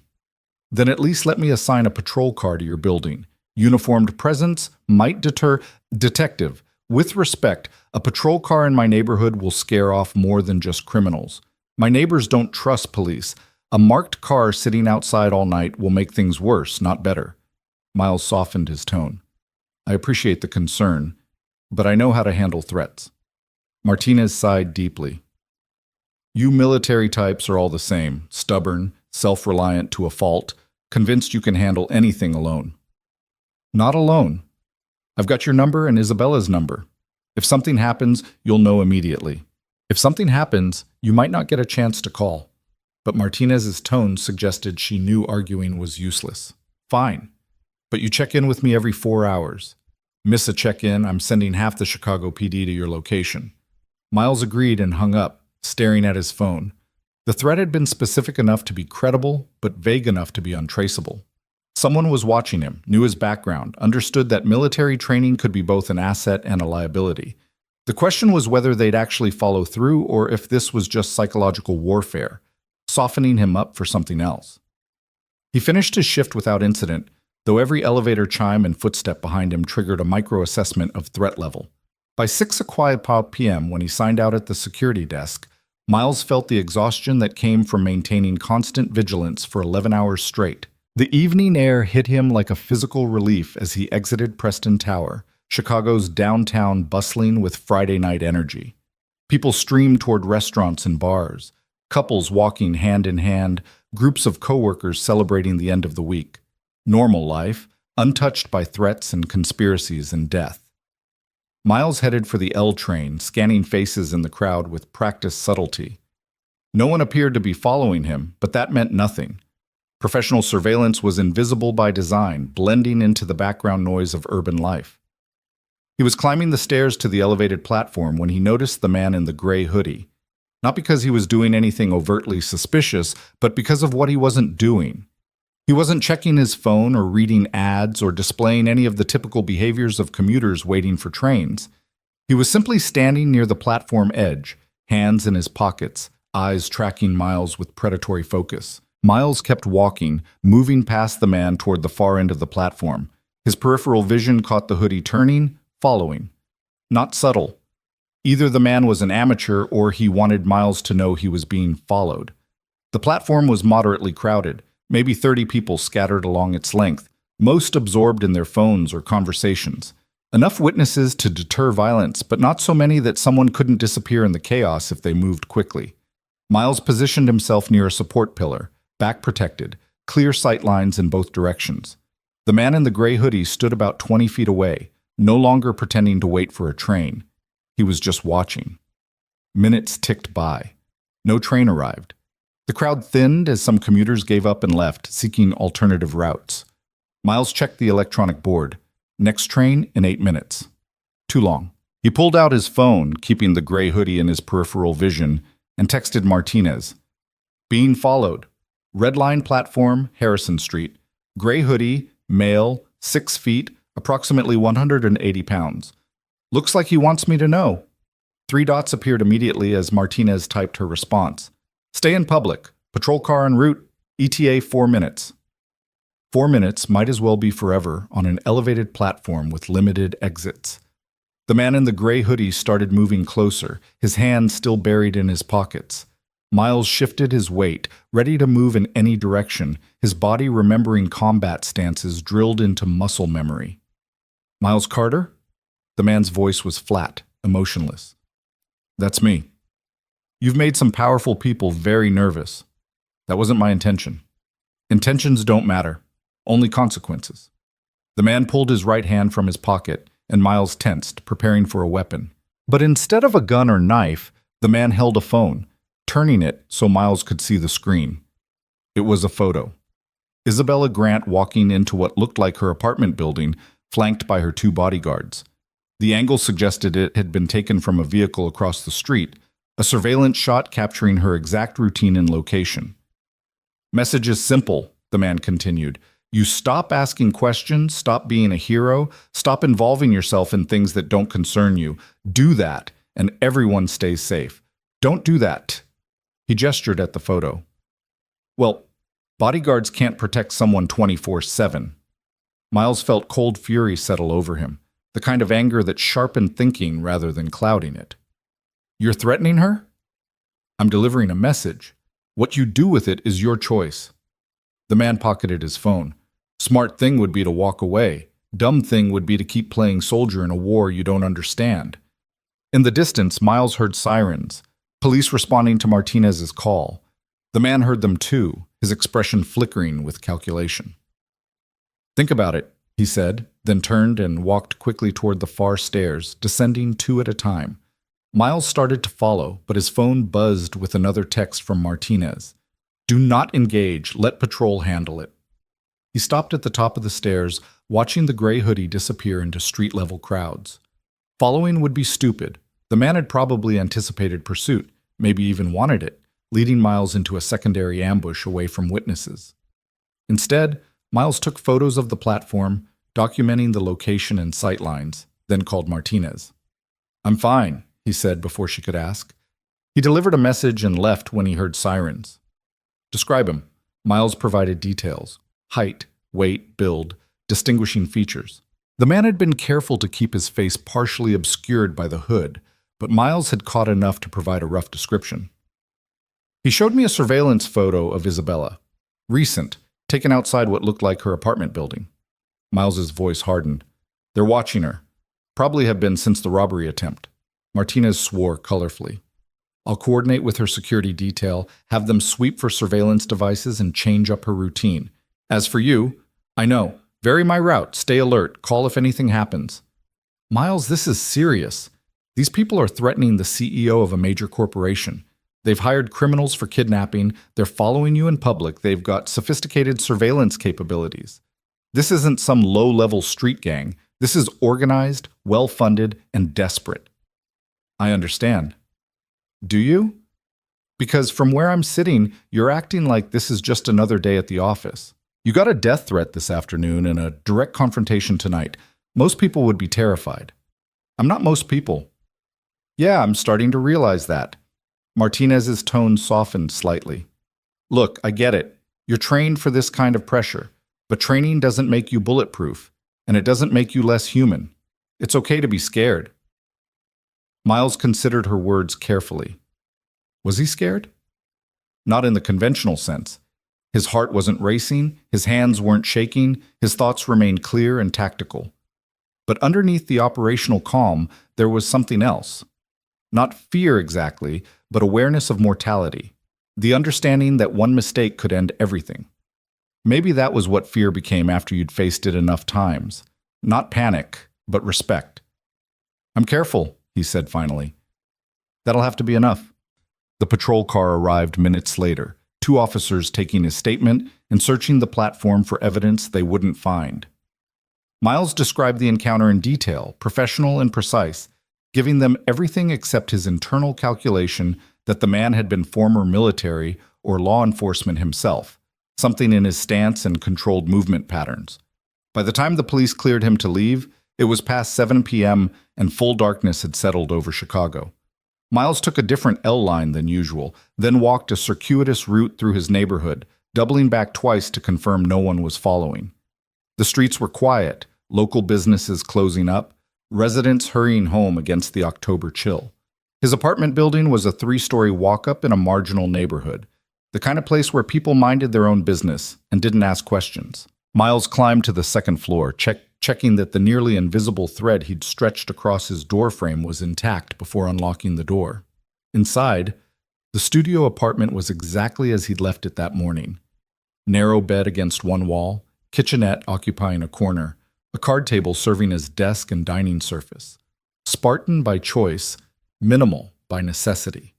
Everything he owned fit in this single room, and most of it could be packed in an hour if he needed to move quickly. 3 years ago, when he'd first moved in, that had been important, maintaining the ability to disappear on short notice if his past caught up with him. Old habits from military intelligence operations where safe houses were temporary and attachment was a liability. Miles locked the door, engaged both deadbolts, and checked the windows.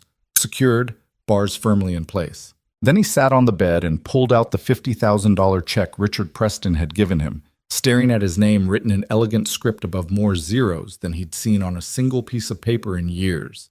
2 nights ago. The money would buy time and distance, and eventually the people threatening him would forget about a janitor who'd gotten lucky. But Isabella would still be in danger. The investigation would continue without his observations and instincts.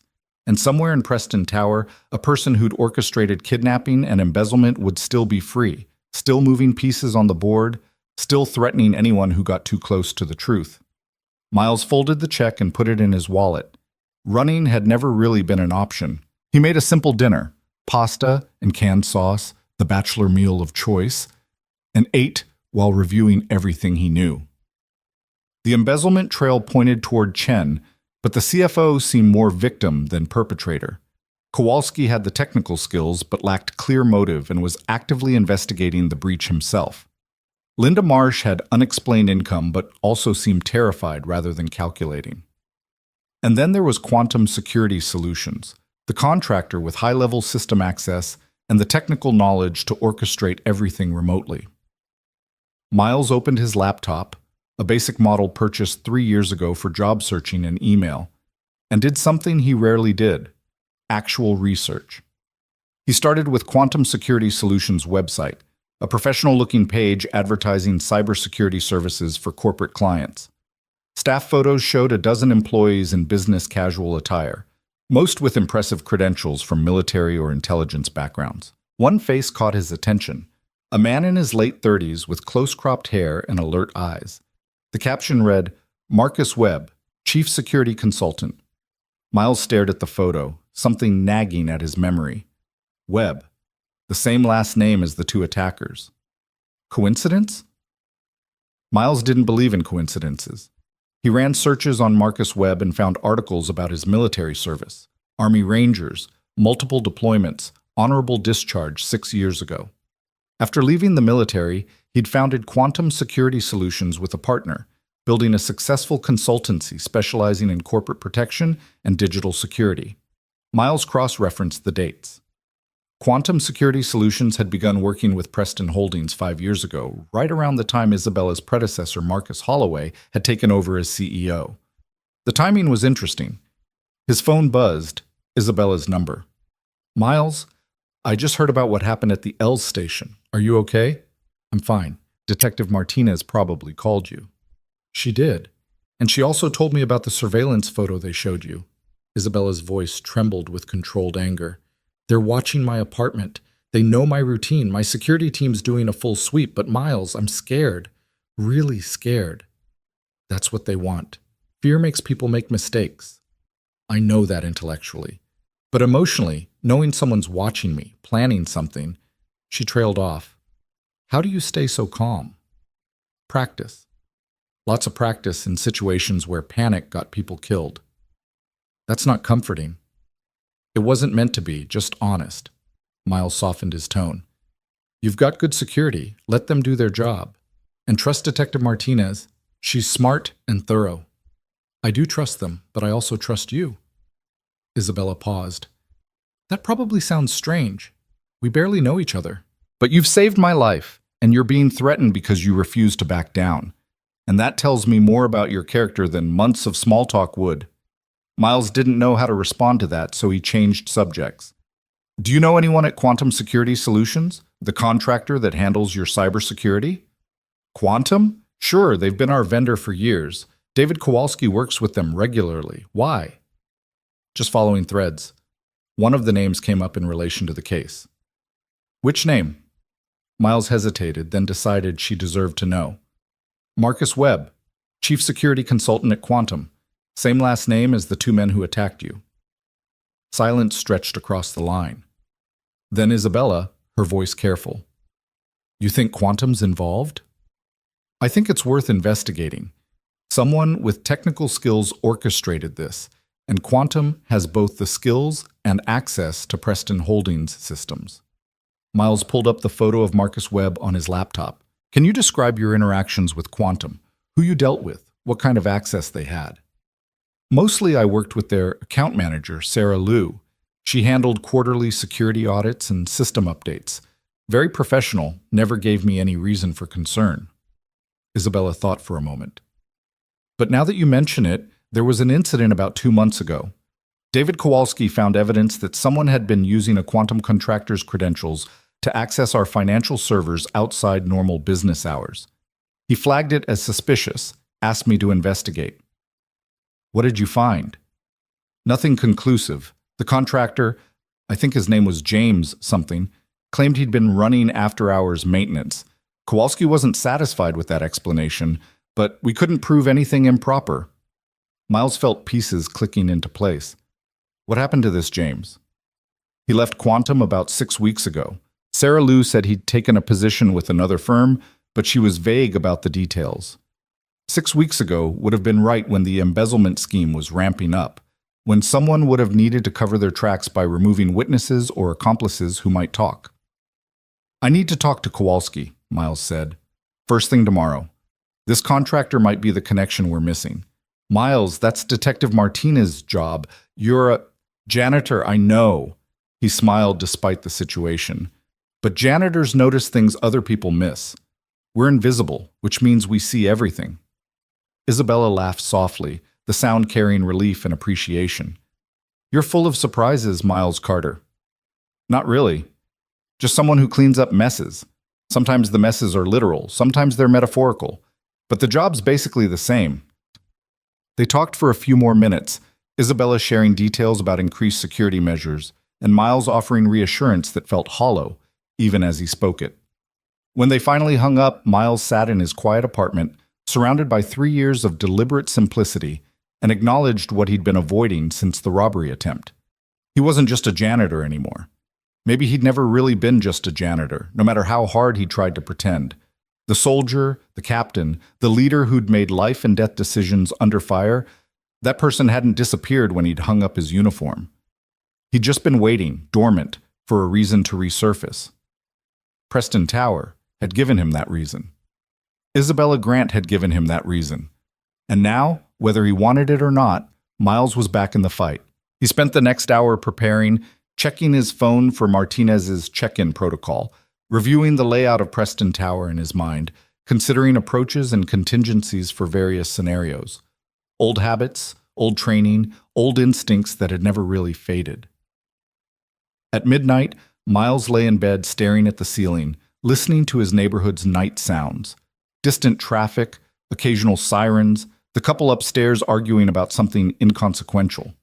Normal life happening all around him while he plotted how to catch criminals and protect someone he barely knew. Sleep came eventually, but it was light and tactical, the kind of rest where part of your brain stayed alert, monitoring for threats even in unconsciousness. Miles had lived this way for years during deployment, and apparently his body remembered how. Tomorrow would bring answers or more questions. Either way, he'd be ready. The janitor had put down his mop and picked up something else. Not a weapon exactly, but purpose. And once you remembered what purpose felt like, going back to empty anonymity became impossible. Miles Carter, former Special Forces captain, closed his eyes and let the darkness take him, knowing that dawn would bring the next battle in a war he hadn't chosen but couldn't abandon. Saturday morning arrived with gray skies and the promise of rain, Chicago's October weather turning moody and unpredictable. Miles woke at 5:30 from habit rather than necessity. The building didn't require weekend maintenance crews, and his schedule gave him Saturdays and Sundays off. But sleep felt impossible with everything churning in his mind, so he dressed in civilian clothes and headed out into the pre-dawn darkness. The neighborhood was quiet except for a few early risers heading to opening shifts, and Miles used the solitude to run through his old exercise routine. Push-ups against a park bench, pull-ups on playground equipment, wind sprints along empty sidewalks. His body protested, 12 years older and carrying injuries that never fully healed. But the familiar burn of physical exertion cleared his head, sharpening his focus. By 7 o'clock, he was showered and dressed, sitting in a corner booth at Maria's diner with black coffee and scrambled eggs. The diner was a neighborhood institution, the kind of place where regulars knew each other's orders and strangers were politely ignored. Maria herself worked the counter, a 60-year-old Puerto Rican woman who'd been serving breakfast to this community for 30 years. "You look troubled, Miles," she said, refilling his coffee without being asked. "Everything okay?" Miles managed a smile. "Just work stuff, nothing serious." "Work stuff." Maria studied him with the shrewd assessment of someone who'd seen every variation of human trouble. "The kind of work stuff that has you exercising at dawn and drinking coffee like it's medicine? That's more than nothing." "I'll be fine, Maria. Promise." She patted his shoulder with maternal concern. "You're a good man. Whatever it is, you'll handle it. But don't forget to eat. Can't solve problems on an empty stomach." Miles forced himself to finish the eggs, even though his appetite had disappeared. Maria was right about one thing. Tactical operations required fuel, and he needed to stay sharp. After paying his check, he walked 6 blocks to an internet cafe that opened early for freelancers and night owls needing connectivity. He paid cash for an hour of computer time and settled into a private booth using the cafe's anonymized connection to dig deeper into quantum security solutions. Public records showed the company had been founded 7 years ago by Marcus Webb and a partner named Thomas Brennan, both former military with security clearances and combat experience. Their client list included several Fortune 500 companies, government contractors, and financial institutions. Impressive credentials which made their potential involvement in corporate crime more alarming. If quantum was dirty, they weren't street-level criminals stumbling into opportunity. They were professionals who understood systems, vulnerabilities, and how to exploit both. Miles searched for the contractor Isabella had mentioned, James something, who'd left Quantum 6 weeks ago. It took 20 minutes of cross-referencing LinkedIn profiles and company announcements before he found a match. James Pritchard, former Quantum employee, specialized in financial system security. His LinkedIn showed he'd transitioned to private consulting in late August with no specifics about his new position. Private consulting, the professional euphemism for everything from legitimate independent work to criminal activity that required plausible cover stories. Miles screenshotted Pritchard's profile and sent it to Detective Martinez with a message. Possible lead, former quantum contractor with access to Preston Holdings' financial systems. Left company 6 weeks ago, right when embezzlement escalated. Worth investigating? Her response came within minutes. Already on it, FBI pulled Quantum's employee records yesterday. Pritchard's on our interview list. How'd you find him? Isabella mentioned an incident 2 months ago involving suspicious after-hours access. Pritchard was the contractor involved. That's good intel. You should have been a detective. I was better with a rifle than a notepad. Could have fooled me. Check in later. We're executing more warrants this morning at Quantum's offices. Things are moving fast. Miles logged off and left the cafe, his mind racing through scenarios. If Pritchard had been using his quantum access to embezzle funds from Preston Holdings, and if Marcus Webb had provided him with the tools or cover to do it, then the entire security company could be compromised. That would explain the sophisticated planning, the inside knowledge, and the ability to coordinate criminal activity while maintaining plausible deniability. But it raised another question. Why target Isabella specifically? The embezzlement had been ongoing for months before she'd been hired. Why escalate to kidnapping just because she'd started investigating financial irregularities? Unless Isabella had gotten closer to the truth than anyone realized, unless her investigation had threatened to expose not just embezzlement, but something larger, money laundering, corporate espionage, connections to organized crime. The kind of exposure that would destroy quantum security solutions and send multiple people to federal prison. That level of threat would justify desperate measures. Miles was walking past a bodega when his phone rang. David Kowalski's name flashed on the screen. Miles had given him his number yesterday during their conversation about the server breach. Kowalski, what's up? Carter, I need to meet with you. Now. It's important. Kowalski's voice carried an edge of panic that immediately raised Miles's alert level. Where are you? Coffee shop on West Adams, 3 blocks from Preston Tower. How fast can you get here? Miles checked his location. He was on the south side, at least 40 minutes from downtown by L train. 45 minutes. What's this about? Not over the phone, just get here. Kowalski hung up abruptly.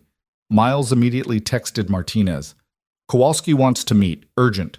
Coffee shop West Adams. Could be a lead or a trap. Advise? Her response was instant. Meet him, but stay in public. I'll have plainclothes nearby. Text me the exact address. Miles caught the next train downtown, using the 40-minute ride to run through possibilities. Kowalski had seemed genuinely frightened yesterday, convinced he was being framed for the security breach. If he'd discovered new evidence or figured out who was really behind the scheme, he might be desperate to share that information with someone he trusted. Or he could be setting Miles up, luring him into a confrontation away from Preston Tower's cameras and witnesses. The gray hoodie from last night had been former military.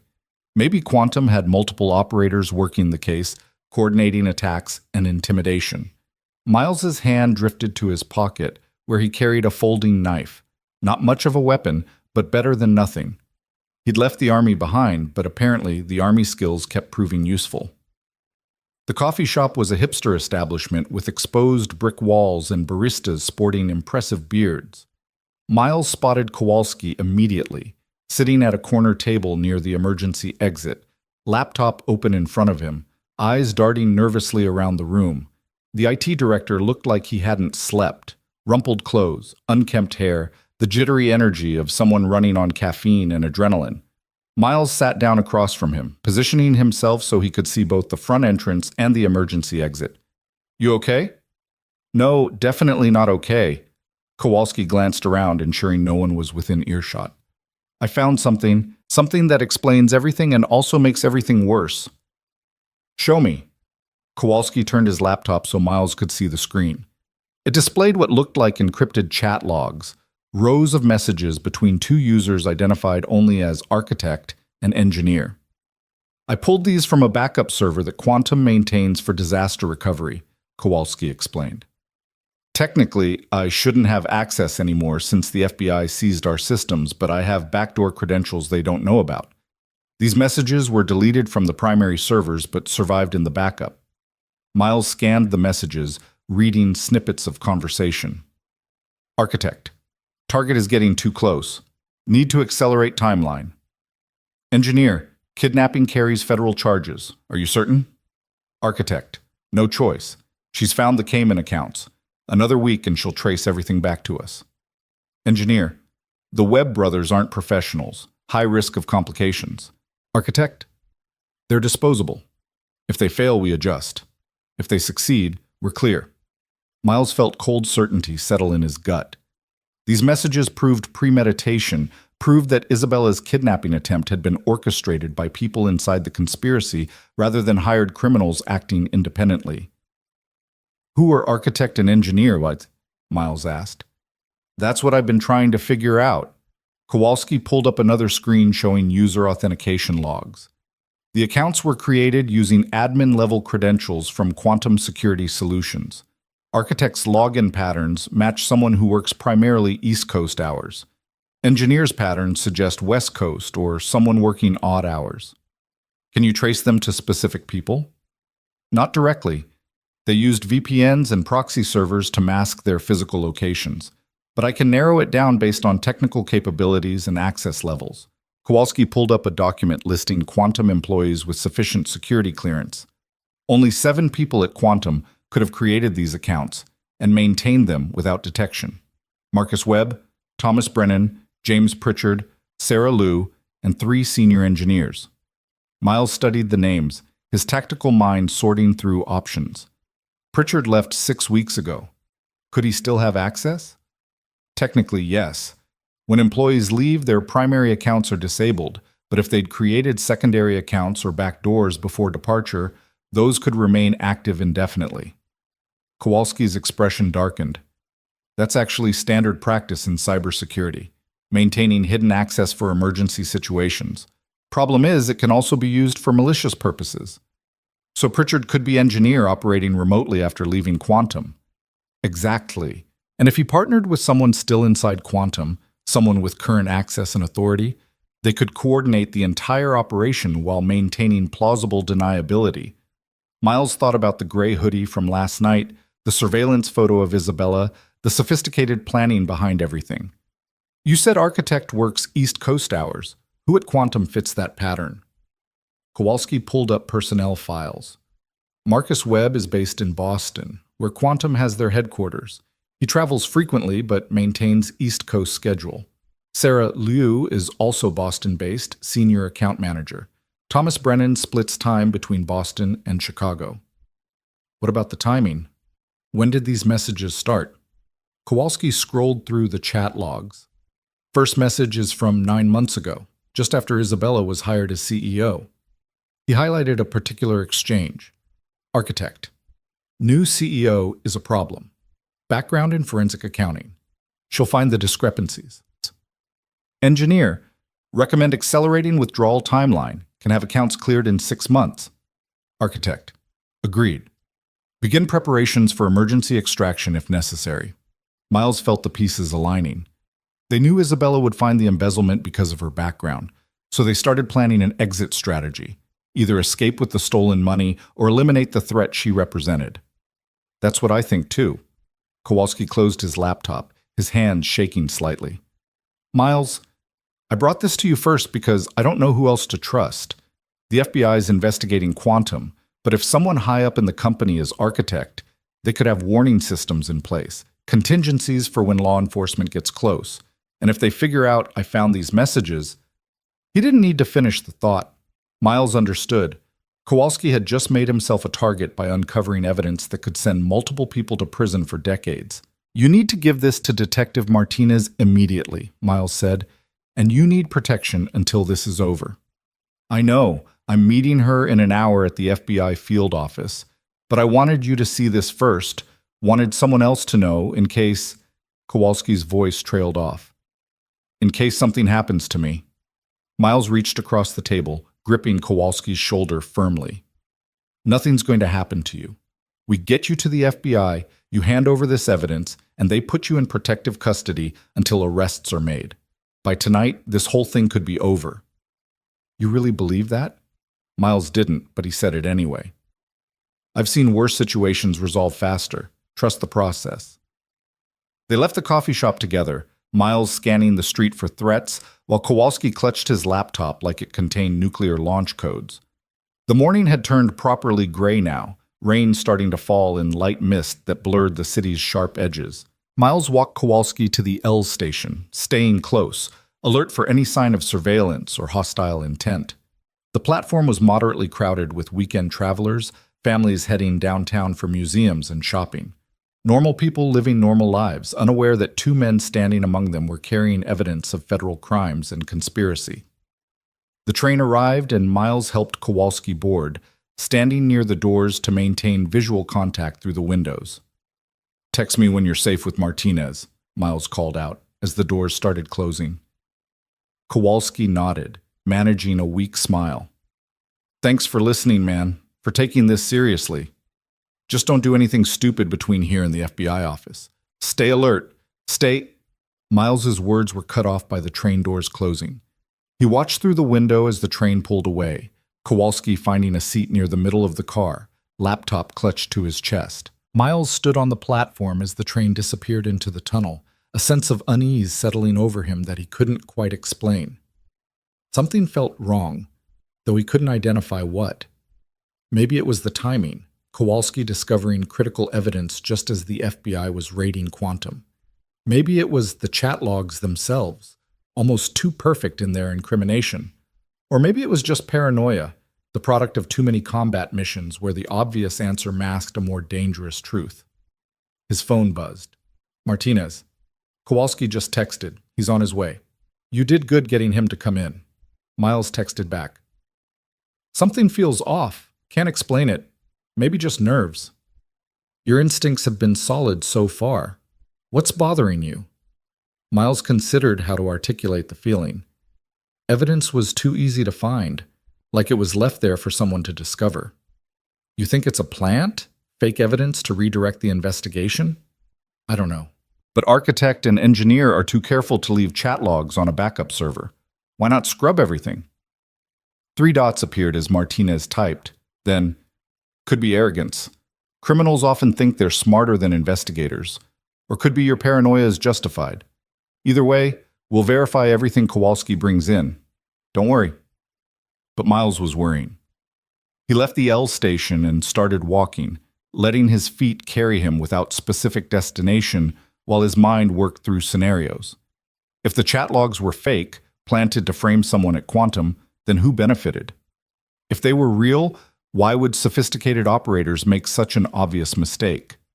Unless the mistake was intentional. Unless someone wanted investigators to find those messages, wanted to point suspicion in a specific direction while the real architect of the scheme remained hidden. Miles was so absorbed in thought that he almost missed the black SUV following him. Almost, but not quite.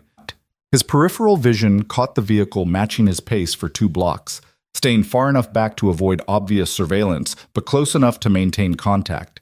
He turned down a side street, testing whether the SUV would follow. It did, slowing to maintain distance. Miles's heart rate elevated slightly, adrenaline beginning its familiar work of sharpening reflexes and heightening awareness. He had 3 options: confront the vehicle directly, try to lose it in the urban landscape, or call for help and wait for police response. Each option carried risks. Confrontation could escalate to violence. Evasion might work, but would confirm he'd noticed the surveillance. Calling police would take time and might spook whoever was in the SUV. Miles chose option 4. Lead them somewhere he controlled. He walked toward the Chicago Riverwalk, a public space with multiple exits, good sightlines, and enough weekend foot traffic to discourage overt violence. The SUV continued following, maintaining its distance. Through the tinted windows, Miles couldn't see how many occupants or whether they were armed, but his instincts screamed that this wasn't coincidental. He reached the Riverwalk and descended the stairs to the lower level, where restaurants and pedestrian paths ran alongside the water. The rain had picked up slightly, driving some visitors to seek shelter, but leaving enough people that Miles wasn't isolated. He positioned himself near a busy outdoor seating area, back to a wall, clear view of the stairs where anyone following would have to appear. 2 minutes later, 2 men descended the stairs. The first was in his 40s, built like a wrestler, wearing a windbreaker that bulged slightly on his right hip, holstered weapon. The second was younger, leaner, with the alert posture and scanning eyes of military or law enforcement training. They weren't trying to hide anymore. They walked directly toward Miles, movements purposeful and coordinated. Miles shifted his weight, ready to move in any direction, his hand drifting toward the folding knife in his pocket. Around him, weekend tourists laughed and took photos, completely unaware of the confrontation developing in their midst. The older man stopped 10 feet away, hands visible and empty. "Mr. Carter, we need to talk." "I'm listening." "Not here. Too many civilians." The man glanced around. "Our vehicle's parked on Lower Wacker. Private conversation, no threats, just information you need to hear." "Who are you?" "My name's Thomas Brennan. I'm co-founder of Quantum Security Solutions." He pulled out a business card, tossing it so it landed at Miles's feet. "And I think we both want the same thing, to stop whoever's behind this mess before more people get hurt." Miles didn't pick up the card, didn't take his eyes off the two men. "If you wanted to talk, you could have called. Following me in a black SUV sends a different message." Brennan smiled without humor. "Fair point, but phone calls can be traced, meetings at coffee shops can be surveilled. What I need to tell you can't be overheard by the wrong people. Too many lives at stake." "Including yours?" "Especially mine." Brennan's expression turned grim. "Someone's setting up Quantum to take the fall for crimes we didn't commit. The FBI's tearing apart our company based on evidence that's either fabricated or carefully manipulated. And the real criminals, the people who actually orchestrated this, are sitting back watching us destroy each other." Miles studied Brennan carefully, looking for deception markers. Inconsistent eye contact, nervous gestures, rehearsed cadence. He saw tension and exhaustion, but not obvious dishonesty. Either Brennan was telling the truth or he was an exceptional liar. "What makes you think I'd believe you?" "Because you're not stupid. You saw combat, you understand tactical misdirection. And you've been asking questions about James Pritchard, which means you're starting to see the pattern." Brennan took a calculated risk, stepping closer. "Pritchard didn't leave Quantum voluntarily. He was fired after I discovered he'd been using our infrastructure to embezzle from clients. I reported him to law enforcement, but before they could arrest him, he disappeared." "When was this?" 6 weeks ago. Right around the time someone started planning Isabella Grant's kidnapping." Brennan's voice hardened. "Pritchard knew I was on to him, knew his time was running out, so he went underground and started cleaning up loose ends. Anyone who could connect him to the embezzlement became a target." Miles processed this information, comparing it against what Kowalski had discovered. The chat logs between architect and engineer, those implicate someone currently at Quantum. "I know. Kowalski shared them with me before coming to you." Brennan pulled out his own laptop, balancing it on a nearby railing. "But look at this. These are the same chat logs pulled from our actual backup server, not the doctored version Kowalski found. Watch the timestamps." He pulled up 2 sets of messages side by side. The content was identical, but the timestamps were different. Kowalski's version showed messages spread over 9 months, while Brennan's version showed them all created within a 3-hour window 2 weeks ago. "Someone forged these conversations," Brennan explained. "Took real technical language, real usernames, and backdated them to create a false timeline. They knew investigators would eventually find the backup server, knew someone like Kowalski would dig deep enough to discover hidden evidence. It's misdirection, Carter. Sophisticated, well-planned misdirection designed to destroy Quantum while the real criminals escape." Miles stared at these dual timelines, his tactical mind racing through implications. If Brennan was telling the truth, then Kowalski was currently on his way to the FBI with fabricated evidence that would deepen the investigation into Quantum, while the actual perpetrator, Pritchard, or whoever had hired him, remained free. But if Brennan was lying, if this was itself a misdirection, then Miles was being manipulated into doubting legitimate evidence. The problem with complex conspiracies was that truth and deception became increasingly difficult to distinguish. Everyone had motives to lie, and the most convincing liars were often those telling partial truths. "Why come to me?" Miles asked. "Why not go directly to the FBI with this?" "Because the FBI's focused on Quantum as the target. They've invested resources and credibility into that theory. If I walk in claiming the evidence is fake, I look like a desperate criminal trying to muddy the investigation. Brennan closed his laptop. But you're an outsider. You're not connected to corporate politics or law enforcement bureaucracy. You've already proven you see things clearly and act decisively. If you believe me, if you help prove these logs are forgeries, the FBI might actually listen. The younger man, who'd been silent until now, spoke up. We have a digital forensics expert who can prove the timestamps were altered, but we need time to compile the evidence and someone the FBI trusts to vouch for its legitimacy. That's you, Carter. You're the hero who saved the CEO, the guy with no apparent motive to lie. Your word carries weight. Miles looked between them, weighing risks and probabilities. Trust was a weapon that could be turned against you if misplaced, but suspecting everyone and trusting no one was also a path to paralysis. Give me your expert's contact information, Miles said finally. I'll have Detective Martinez vet them independently. If your story checks out, I'll help. If it doesn't, I'll make sure she knows you tried to manipulate me. Brennan nodded slowly. Fair enough. I'll send you the details. He paused. But Carter, you need to understand something. If Pritchard's behind this, he's not working alone. He's got resources, technical capabilities, probably military contacts from his time in service. The gray hoodie who threatened you yesterday? That was one of his people. The SUV following you this morning? That was us trying to warn you before Pritchard's team made another move. Warn me about what? About Kowalski. Brennan's expression turned grave. Those chat logs he found? They weren't just bait for investigators. They were bait for Kowalski specifically. Pritchard needed someone with system access to discover the evidence and bring it to authorities, lending it credibility. But now that Kowalski's served his purpose, he's a loose end. Cold realization washed over Miles. The L train. You think they're going to hit him before he reaches the FBI? I think that if Pritchard wants Kowalski dead, a crowded train is actually the perfect location. Push him at the right moment, make it look like an accident. Chaos ensures no reliable witnesses. Brennan was already moving toward the stairs. We need to warn him now, before he reaches his transfer point. Miles pulled out his phone, dialing Kowalski's number. It rang 5 times before going to voicemail. He tried again with the same result. He's not answering. Then we need to intercept him. Brennan broke into a run toward the stairs, his partner following. Which train was he taking? Red Line South, transferring at Roosevelt to get to the FBI office. Miles was running now too, his knee protesting but adrenaline overriding the pain. If they're going to make a move, it'll be at the transfer point. Crowded platform, easy to disappear in the confusion. They reached the black SUV on Lower Walker, all 3 men piling in as Brennan gunned the engine. The vehicle surged forward, weaving through weekend traffic with practiced aggression.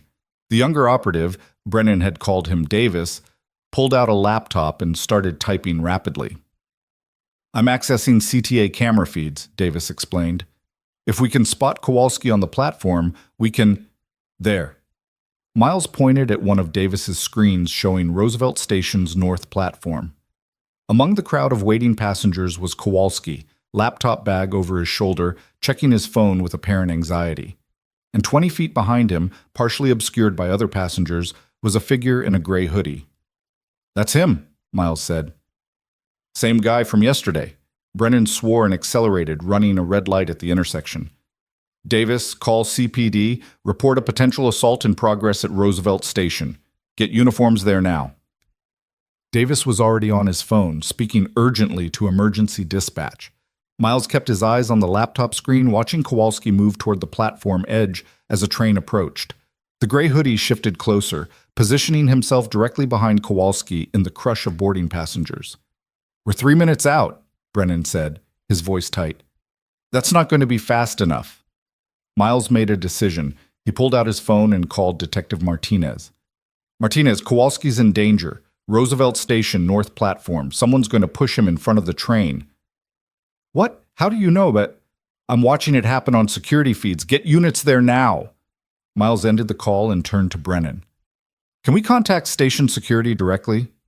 Already tried, Davis said. Line's busy. Weekend staff's minimal, and they're dealing with some drunk teenagers on the south platform. On the screen, the train pulled into the station. Doors opened and passengers began the complicated dance of exiting and boarding, the platform becoming a churning mass of humanity. Kowalski moved toward an open door, laptop clutched to his chest. The gray hoodie moved with him, closing the distance to less than 5 feet. Miles felt helpless rage building in his chest. They were going to watch Kowalski die. Watch him get shoved into the path of several tons of moving steel, and there was nothing they could do except arrive to find his broken body on the tracks. Then Kowalski stumbled, not dramatically, just a small trip over someone's foot or a crack in the platform, but enough to make him step sideways, out of the gray hoodie's immediate reach. The train doors started to close, and the gray hoodie hesitated, caught between pursuing Kowalski onto the train or aborting the attempt. He chose abort, stepping back as the doors sealed and the train pulled away with Kowalski safely aboard. Miles exhaled a breath he hadn't realized he'd been holding. "He's okay. He's on the train." "For now," Brennan said grimly, "but that train stops 4 more times before the FBI office. They'll try again." They reached Roosevelt Station just as the train departed, Brennan parking illegally in a loading zone. All 3 men sprinted for the platform stairs, Miles's injured knee screaming protests that he ignored. They reached the platform in time to see the gray hoodie descending the opposite stairs, disappearing into the street-level crowds. "Davis, follow him," Brennan ordered. "I want to know where he goes, who he talks to, but do not engage, understand? Just surveillance." Davis nodded and took off at a run, his athletic build eating up distance. Brennan turned to Miles, breathing hard. "We need to get ahead of Kowalski's train, cut him off before the next attempt." They ran back to the SUV, Brennan pulling out his phone to track the train's progress, while Miles navigated based on his knowledge of the L system's routes.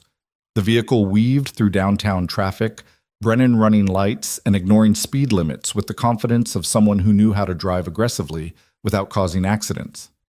"Next stop is Monroe," Miles said. "We can intercept there." They reached Monroe Station with 30 seconds to spare, both men taking the stairs 2 at a time. The platform was less crowded than Roosevelt, mostly tourists consulting maps and phones. Miles scanned faces looking for threats while Brennan positioned himself near where the train would stop. The train arrived, brakes squealing. Doors opened and passengers poured out. Miles spotted Kowalski in the 3rd car, still clutching his laptop, looking around nervously as if sensing danger without understanding its source. Miles pushed through the crowd. "Kowalski!" The IT director's head snapped up, his expression cycling through confusion, recognition, and relief. "Carter, what are you doing here?" "Saving your life. Again." Miles grabbed Kowalski's arm and pulled him away from the train toward the exit stairs. "Someone tried to push you at Roosevelt. They're going to try again unless we get you to safety." "What? I didn't see anyone." "You weren't supposed to. Now move." Brennan appeared on Kowalski's other side, creating a protective bracket as they hustled down the stairs. Kowalski's confusion turned to fear as the reality sank in. "The laptop," he said suddenly. "If they're after me because of what I found, then we need to get that evidence to the FBI immediately," Brennan finished. "My vehicle's out front. We'll drive you there directly. No more trains, no more exposure." They reached street level and headed for the SUV, Miles maintaining constant surveillance of their surroundings. Every person on the sidewalk was a potential threat, every vehicle a possible attack platform. His combat instincts were firing on all cylinders, reading body language and positioning with the automatic assessment that had kept him alive through 3 tours. A motorcycle accelerated from a side street, engine roaring as it cut through traffic toward them. Miles saw the rider's hand move to his jacket and reacted on pure instinct, shoving both Kowalski and Brennan behind a parked delivery truck. The motorcycle roared past, the rider's hand emerging with what looked like a gun but might have been nothing at all. They crouched behind the truck for 10 seconds, breathing hard, before Miles risked a look. The motorcycle was gone, disappeared into city traffic. "Did you see a weapon?" Brennan asked. "Couldn't tell. Might have been paranoia. Or might have been another attempt." Brennan pulled out his keys. "Let's stop taking chances. Vehicle's 20 feet away. We move together. Stay low. Get Kowalski inside and armored." They made the sprint to the SUV without incident, piling in with Kowalski sandwiched in the back seat between Miles and Brennan. The vehicle's windows were bulletproof, Brennan explained, and the doors reinforced. Corporate security vehicle retrofitted for high-risk transport. FBI office is 10 minutes from here, Brennan said, pulling into traffic. Davis is still tailing the gray hoodie, and Martinez is coordinating with federal agents to receive us when we arrive. You're almost safe, Kowalski. Almost. The word hung in the air, a reminder that safety was relative and threats could materialize from anywhere. Kowalski clutched his laptop, his earlier confidence completely shattered. I'm sorry. I thought I was helping. I thought finding those chat logs would break the case open. You did help, Miles said, though he wasn't entirely certain anymore. Even if the evidence was planted, it tells us something about who we're dealing with and how they operate. Which brings us back to Pritchard, Brennan said. He's got the technical skills, the inside knowledge, and the motive. He stole from Preston Holdings for months, got caught, and now he's trying to cover his tracks by destroying Quantum and eliminating anyone who might connect him to the crimes. Miles considered this theory, testing it against everything he'd observed. It made sense, mostly. But something still nagged at him, some detail that didn't quite fit the pattern. They were 2 blocks from the FBI office when Miles's phone rang. Detective Martinez. Miles, where are you? 2 minutes from the FBI office. We've got Kowalski and he's safe. Good. Because we just picked up James Pritchard. Miles felt his mental model of the case shift. You found him? Anonymous tip came in 30 minutes ago. Gave us an address on the north side. We raided it and found Pritchard with approximately $200,000 in cash, fake passports, and a one-way ticket to Colombia. Martinez's voice carried grim satisfaction. He's in custody and lawyering up, but we've got him cold on money laundering at minimum, probably the embezzlement too once forensic accounting finishes. Miles glanced at Brennan, who was listening intently while navigating final turns to the FBI building. What about the kidnapping? Did he admit to hiring the Webb brothers? Not yet, but we found encrypted communications on his laptop that matched the timeline. FBI's cryptography team is breaking the encryption now. Should have confirmation within hours. It should have felt like victory. They'd caught the primary suspect, secured the evidence, protected the witnesses. The case was essentially solved. So why did Miles feel like they were still missing something crucial? They pulled into the FBI building's underground parking, where armed agents waited to escort them inside. Kowalski was immediately taken to a secure interview room while Miles and Brennan were processed as witnesses, their statements recorded and compared against existing evidence. Detective Martinez arrived an hour later, looking exhausted but satisfied. She pulled Miles aside into a quiet hallway. This is wrapping up faster than I expected, she said. Pritchard's at the center of everything. Embezzlement, kidnapping conspiracy, witness intimidation. With him in custody, the immediate threats neutralized. What about the gray hoodie? The guy who's been following me tried to push Kowalski. We're working on identification. Pritchard's not talking, but his phone records show connections to several individuals with criminal backgrounds. We'll find him. Martinez studied Miles carefully. You don't look relieved. Because I'm not sure we've got the whole picture. This feels... Miles searched for the right words. Too neat, too self-contained. Sometimes cases are neat. Sometimes the obvious suspect is actually the guilty party. Martinez squeezed his shoulder. You did good work here, Miles. You protected Isabella, saved Kowalski, helped us catch Pritchard. Take the win. Miles wanted to believe her, wanted to feel the satisfaction of a mission accomplished, threats neutralized, objectives achieved. But his combat experience had taught him to distrust easy victories, to look for the ambush hidden behind apparent success. Still, maybe Martinez was right. Maybe he was looking for complexity where simple answers existed. Maybe the janitor who'd stumbled into heroism had completed his accidental mission and could return to his quiet life. Miles was filling out his final witness statement when Isabella arrived, her security detail in tow. She spotted him across the FBI office and hurried over, her composure cracking to reveal genuine concern. Miles, are you okay? Martinez told me what happened at the train station. I'm fine. Kowalski's fine. Pritchard's in custody. I know, Isabella's voice caught slightly. This whole thing has been surreal. 2 days ago, I was worried about quarterly reports and board meetings. Now I'm in the FBI office because someone tried to kidnap me and embezzle millions from my company. Welcome to the exciting world of corporate leadership. Isabella laughed despite everything, the sound carrying release and relief. I'm glad you can still find humor in this. She glanced around, ensuring privacy before continuing. Richard Preston wants to meet with you Monday morning, formally this time.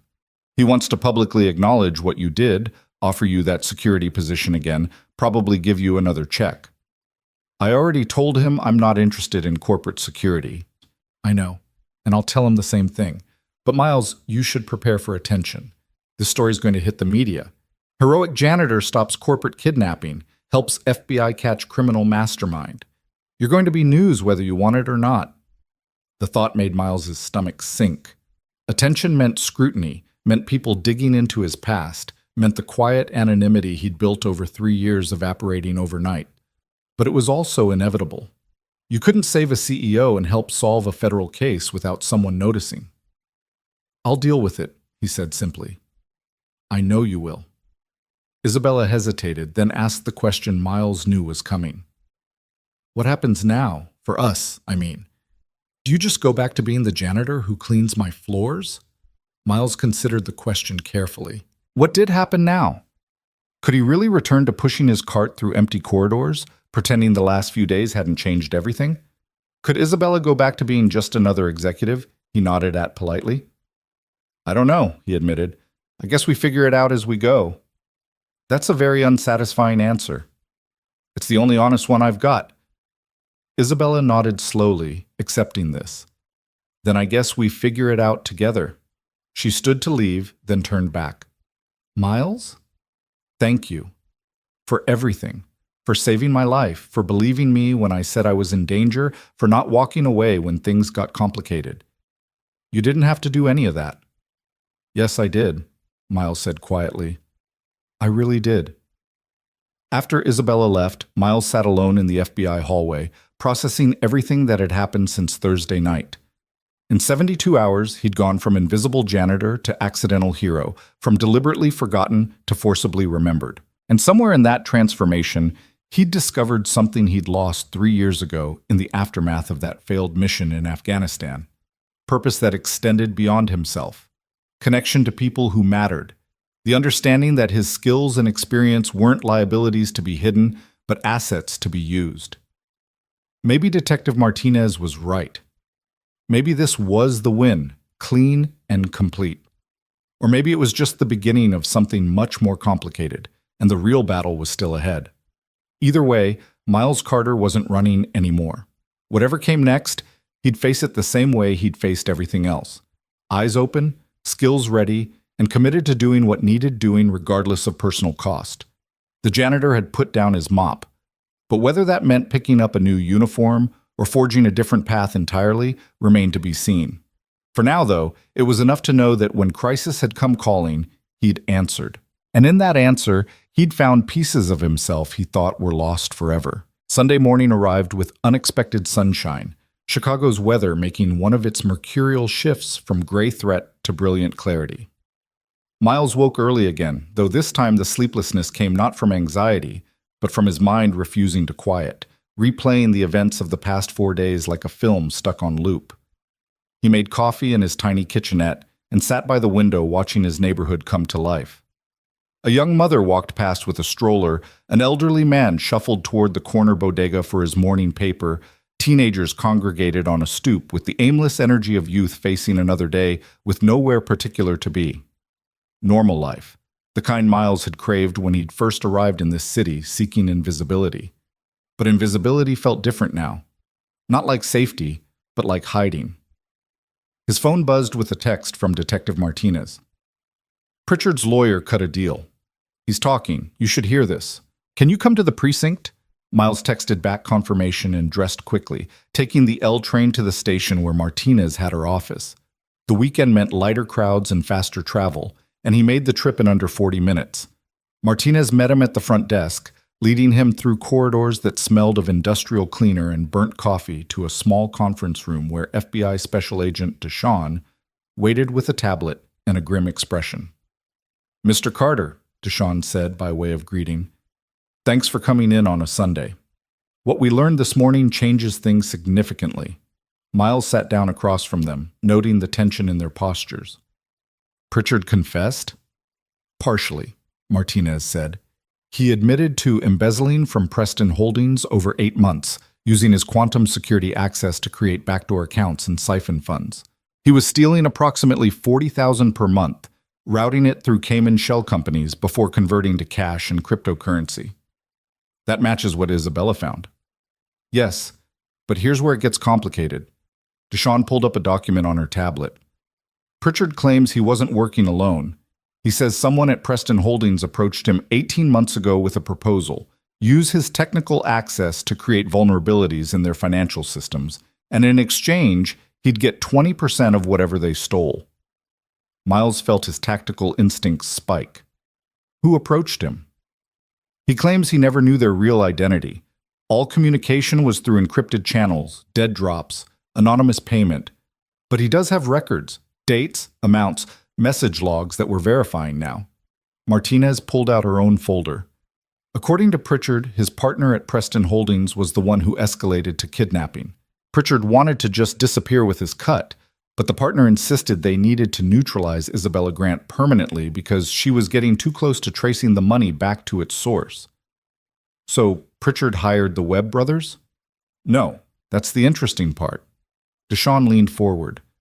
Pritchard says his partner arranged the kidnapping independently, using Pritchard's connection to the Webb family, but without telling him the full plan. Marcus Webb, the gray hoodie you've been encountering, is James Pritchard's cousin.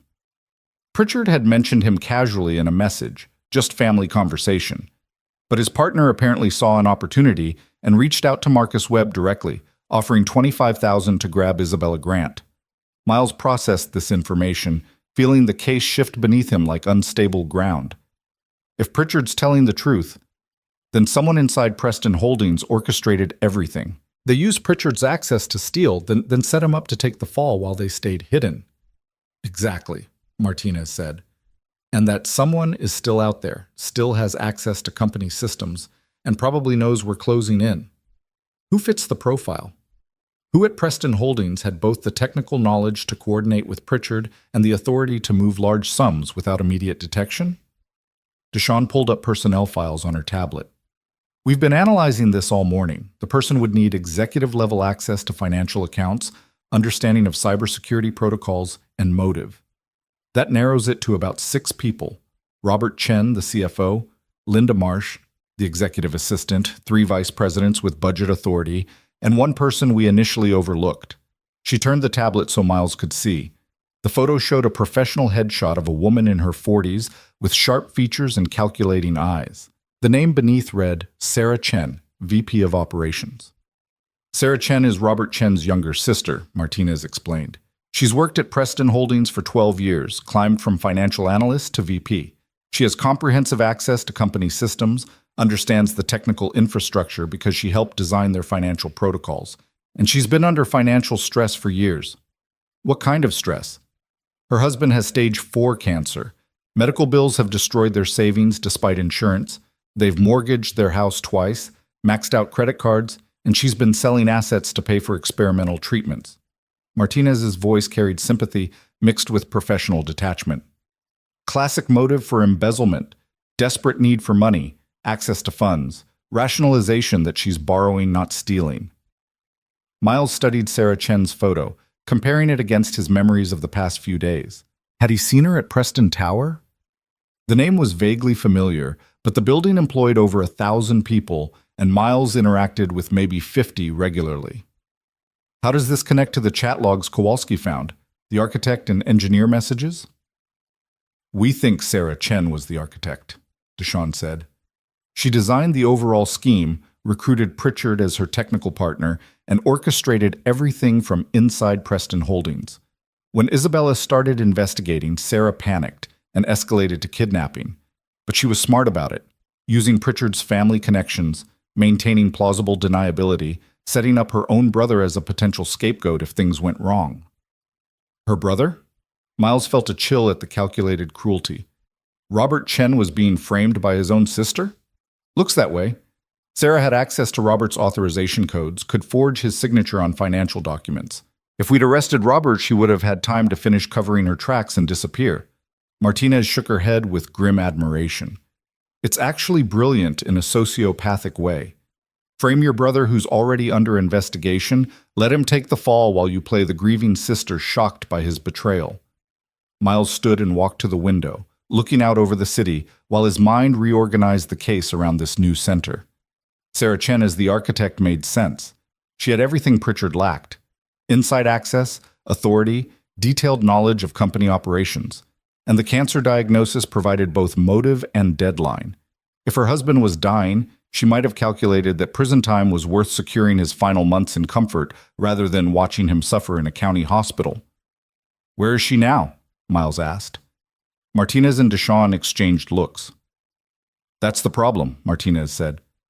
"We tried to bring her in for questioning an hour ago. She wasn't at her home, wasn't answering her phone.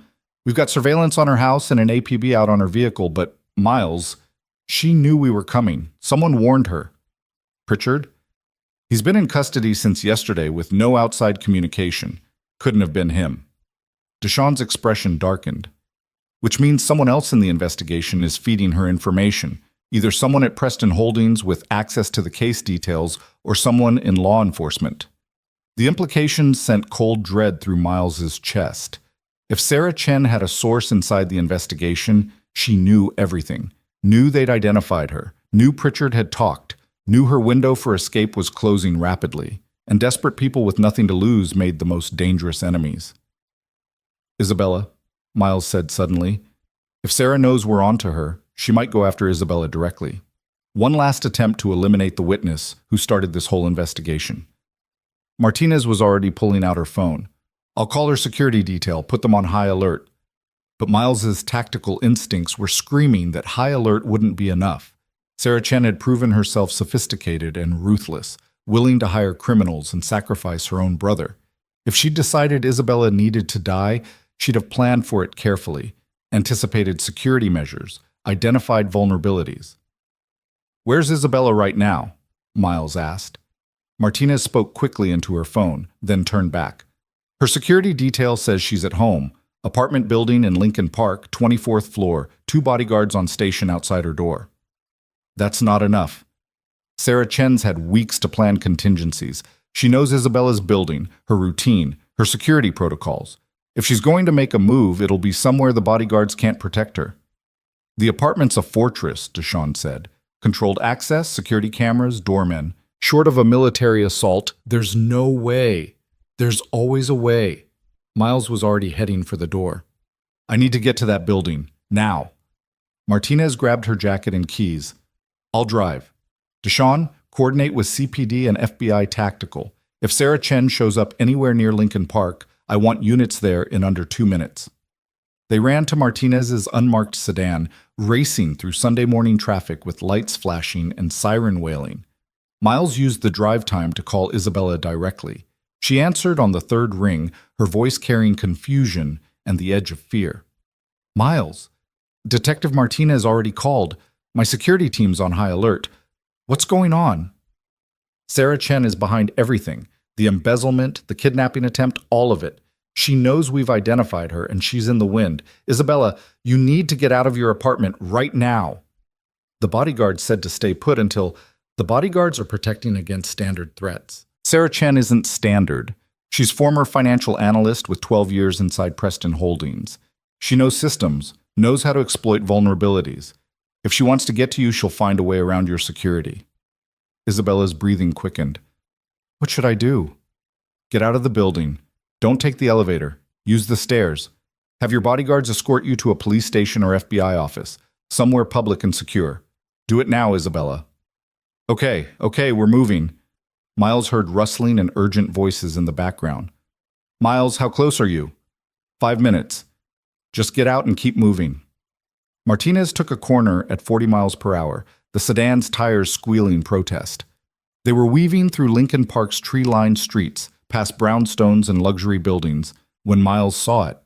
A white utility van parked on the street outside Isabella's building, its side emblazoned with city waterworks in official-looking letters. "There," Miles pointed. "That van. It's too clean, too new. Real city vehicles are beat to hell." Martinez slowed, studying the van with professional suspicion. Could be legitimate. Or could be Sarah Chen's entry point. City utility access overrides building security. Doormen let them in without question. Miles was already unbuckling his seatbelt before the car fully stopped. Call it in. I'm checking it out. Miles, wait for backup. But he was already out of the car, moving toward the building with the controlled urgency that came from years of approaching potentially hostile structures. His senses sharpened, cataloging details. The van's engine was still warm despite being parked. No visible workers or equipment nearby, the rear doors slightly ajar. Miles approached from an angle, using parked cars as cover, and peered through the van's windshield. The interior had been modified, the driver and passenger seats remained, but the cargo area had been retrofitted with electronic equipment, laptop, radio scanners, what looked like building system override devices. Professional gear for bypassing security.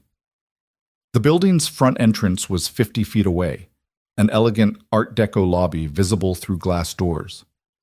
Miles saw the doorman at his station, saw residents coming and going with Sunday morning coffee and newspapers. Normal urban life, completely unaware of the threat moving through their building's infrastructure. Miles pulled out his phone and called Isabella. Where are you? Stairwell, 18th floor, moving as fast as we can. Her breathing was labored from exertion and fear. Miles, what's happening? Sarah Chen's in your building. She used a fake utility van to bypass security.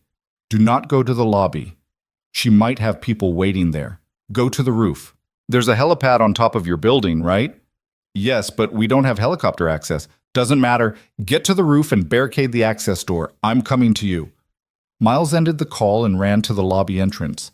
The doorman looked up with professional courtesy that shifted to concern when he saw Miles's intensity. Sir, can I help? Chicago PD, Miles said, which was technically a lie, but close enough to truth for present purposes. Did any utility workers enter the building in the last 30 minutes? Yes, 2 women from water department said they needed to check pressure valves on the upper floors. The doorman's expression shifted to worry. Is there a problem? What floor did they access? 24, that's where the main mechanical room is located. Isabella's floor. Of course it was Isabella's floor. Miles ran for the emergency stairs, taking them 3 at a time despite his knees screaming protest. Behind him, he heard Martinez entering the lobby, coordinating with building security and calling for backup. But backup would take time, and time was the one resource they didn't have. He climbed through the stairwell's industrial gray silence, his breathing controlled despite the exertion, his mind running tactical assessments. 2 women posing as water workers meant Sarah Chen hadn't come alone. She'd brought help, probably the same kind of criminal contractors she'd used for the kidnapping attempt.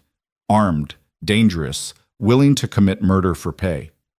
Miles reached the 24th floor and cracked the stairwell door, scanning the corridor beyond. Luxury apartments stretched in both directions, thick carpet-absorbing sound, elegant lighting creating shadows where threats could hide.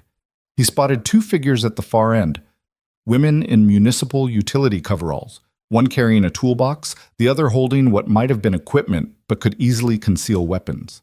They were moving toward Isabella's apartment where her bodyguards waited outside the door, completely unaware of the fake utility workers approaching from behind.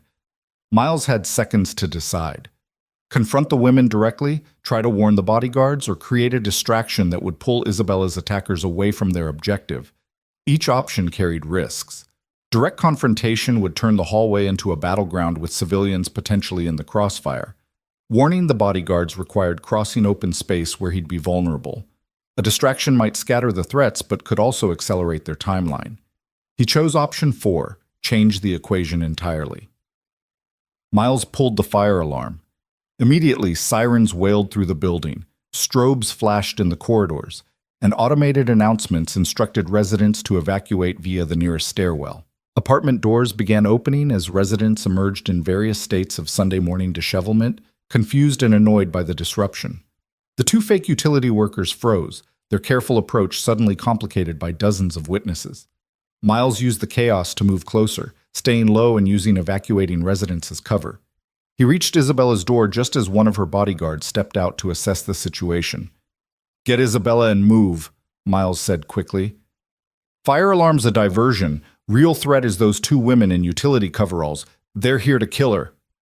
The bodyguard's training kicked in immediately. He stepped back inside, speaking urgently to his partner, while Miles positioned himself between the approaching women and Isabella's apartment. Through the chaos of evacuating residents, he saw the women recognize that their plan had collapsed, saw them exchange glances and reach for their toolbox and equipment bag. Not tools, weapons. Miles didn't wait for them to draw. He grabbed an elderly resident who was shuffling past and gently but firmly pushed him back into his apartment. Stay inside. Lock your door. Do not come out. Then he moved toward the women with purposeful aggression, closing distance before they could establish defensive positions. The first woman dropped her toolbox and pulled a compact pistol from her coveralls. Miles was already inside her firing arc, too close for her to shoot without risking hitting evacuating residents. He grabbed her wrist, twisting the gun away while driving his elbow into her solar plexus. She folded with a wheeze, and Miles stripped the weapon from her hand, tossing it down the corridor out of reach. The second woman swung her equipment bag at his head, heavier than it should have been, probably containing additional weapons or tools. Miles ducked the swing and came up with a palm strike to her chin, snapping her head back. She staggered but recovered faster than he'd expected, revealing combat training of her own. She came at him with a combination of strikes, jab, cross, low kick, that forced Miles to give ground. Behind him, Isabella's bodyguards emerged with Isabella between them, moving toward the stairwell. The first woman Miles had disarmed was recovering, reaching for something else in her coveralls. Miles saw the glint of metal, a knife. He closed distance again, trapping her knife hand and delivering a controlled strike to her temple. She went down hard, unconscious before hitting the carpet. The second woman saw her partner fall and made a tactical decision, abandoning the attack and running for the emergency stairs at the far end of the corridor. Miles started to pursue, but Isabella called out, "Miles, let her go, we need to move." She was right. One threat neutralized was enough. They needed to prioritize getting Isabella to safety over capturing every attacker. Miles ran to where Isabella stood between her bodyguards, both looking at him with new respect and reassessment. "Elevator or stairs?" one asked. "Stairs," Miles said, "and not down. Up, to the roof like I told Isabella." "The roof's a dead end. It's defensible and away from ground-level escape routes. Move." They climbed, Isabella in the middle of their protective formation, Miles taking rearguard position. The building's fire alarm continued wailing, creating acoustic chaos that made tactical assessment difficult. Miles couldn't hear if they were being pursued, couldn't distinguish footsteps from general evacuation noise. They reached the roof access door, heavy steel with a push-bar emergency exit. Miles shoved it open and ushered everyone through onto the roof, where Chicago's skyline spread in all directions under brilliant sunshine that felt surreal given the circumstances. The roof was a typical high-rise setup. Helipad in the center, mechanical equipment clustered near the edges, low walls providing minimal protection against the wind and vertigo-inducing views. Isabella moved to the center of the helipad, her bodyguards flanking her, while Miles positioned himself near the access door. "Barricade?" one of the bodyguards asked. Miles scanned the roof. "No good options. Door opens outward, nothing to wedge it with. We hold this position until backup arrives." As if summoned by his words, Miles heard the distant wail of sirens, multiple units converging on the building. Martinez would have coordinated a full response, CPD, FBI, probably SWAT given the circumstances. Help was minutes away, but minutes could be forever in tactical situations. The roof access door burst open and Sarah Chen emerged, holding a pistol with the confidence of someone who knew how to use it. She wasn't wearing utility coveralls, but business casual. Slacks and a blouse under a light jacket, looking more like she was heading to a meeting than attempting murder. Behind her came two men Miles didn't recognize, both armed, both moving with the controlled aggression of hired muscle. Sarah's eyes found Isabella immediately. "Ms. Grant, I really hoped it wouldn't come to this." "Sarah?" Isabella's voice carried shock and betrayal. "What are you doing?" "What I've been doing for 18 months, protecting my family." Sarah's gun remained steady, trained on Isabella's center mass.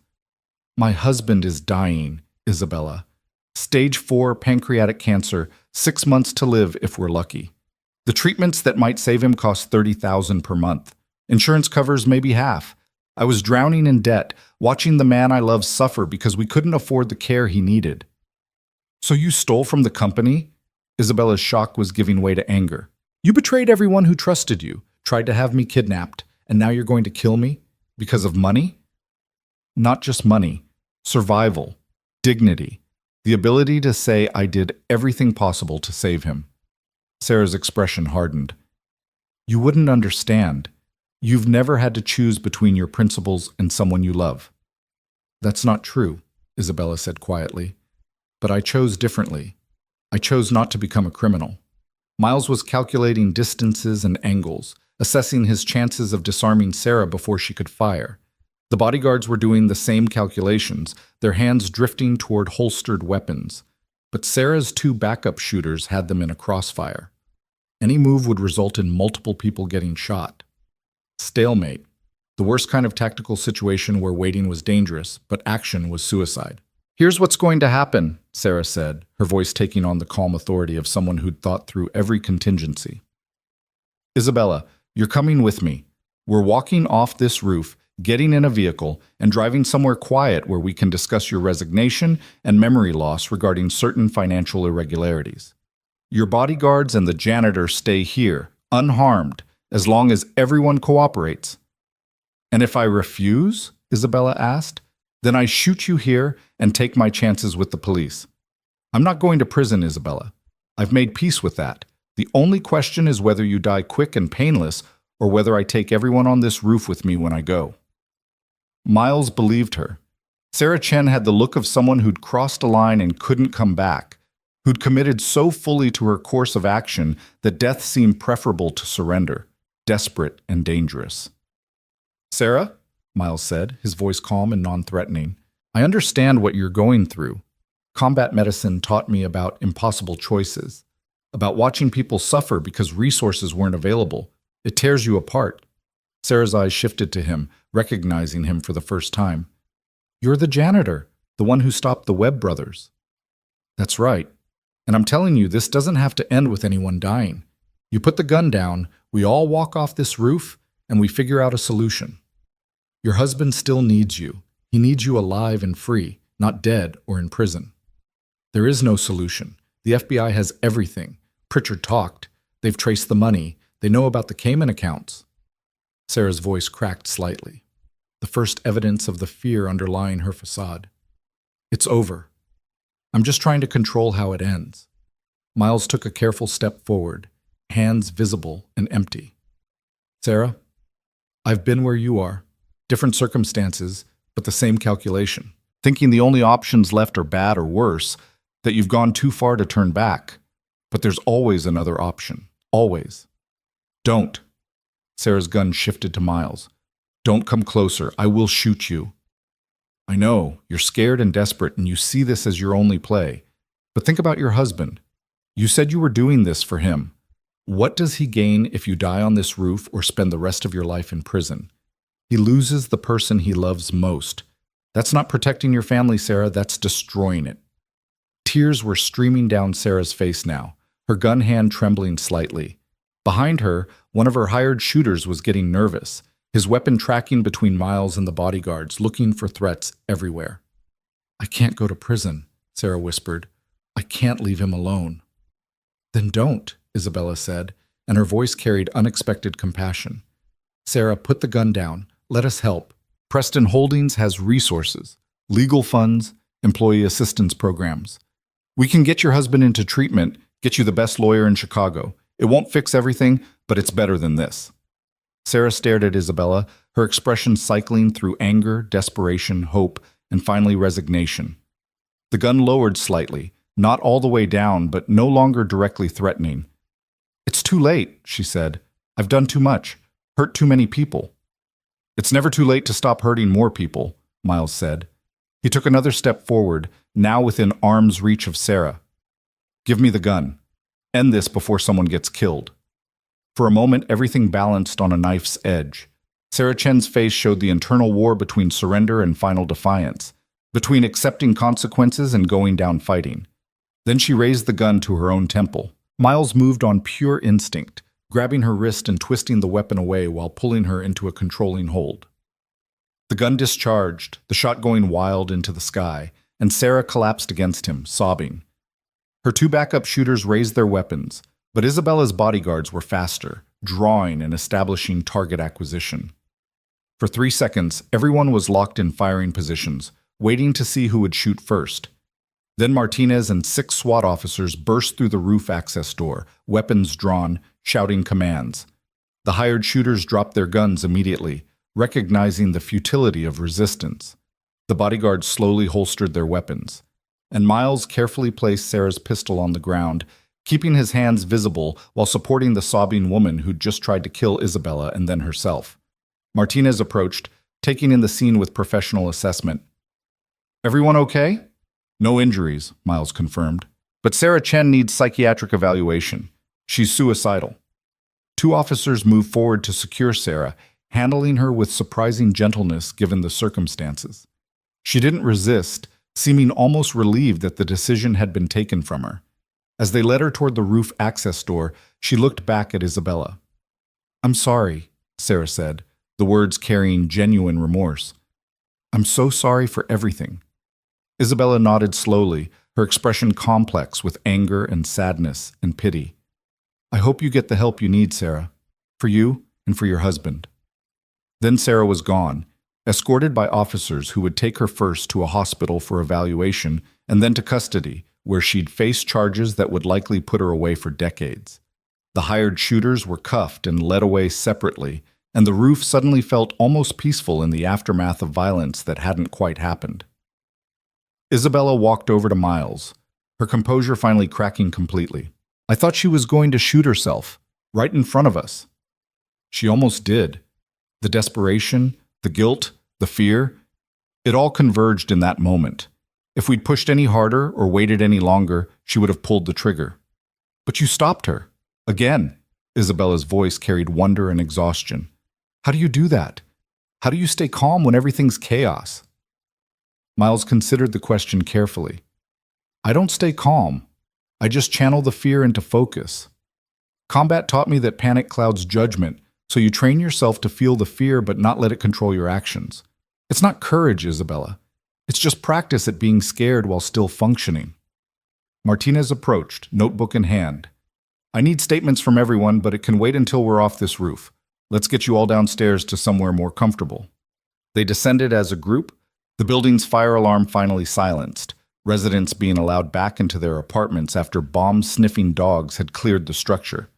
The lobby had been transformed into a command center, FBI agents coordinating with CPD, evidence technicians processing the unconscious woman Miles had disabled in the corridor, reporters already gathering on the street outside.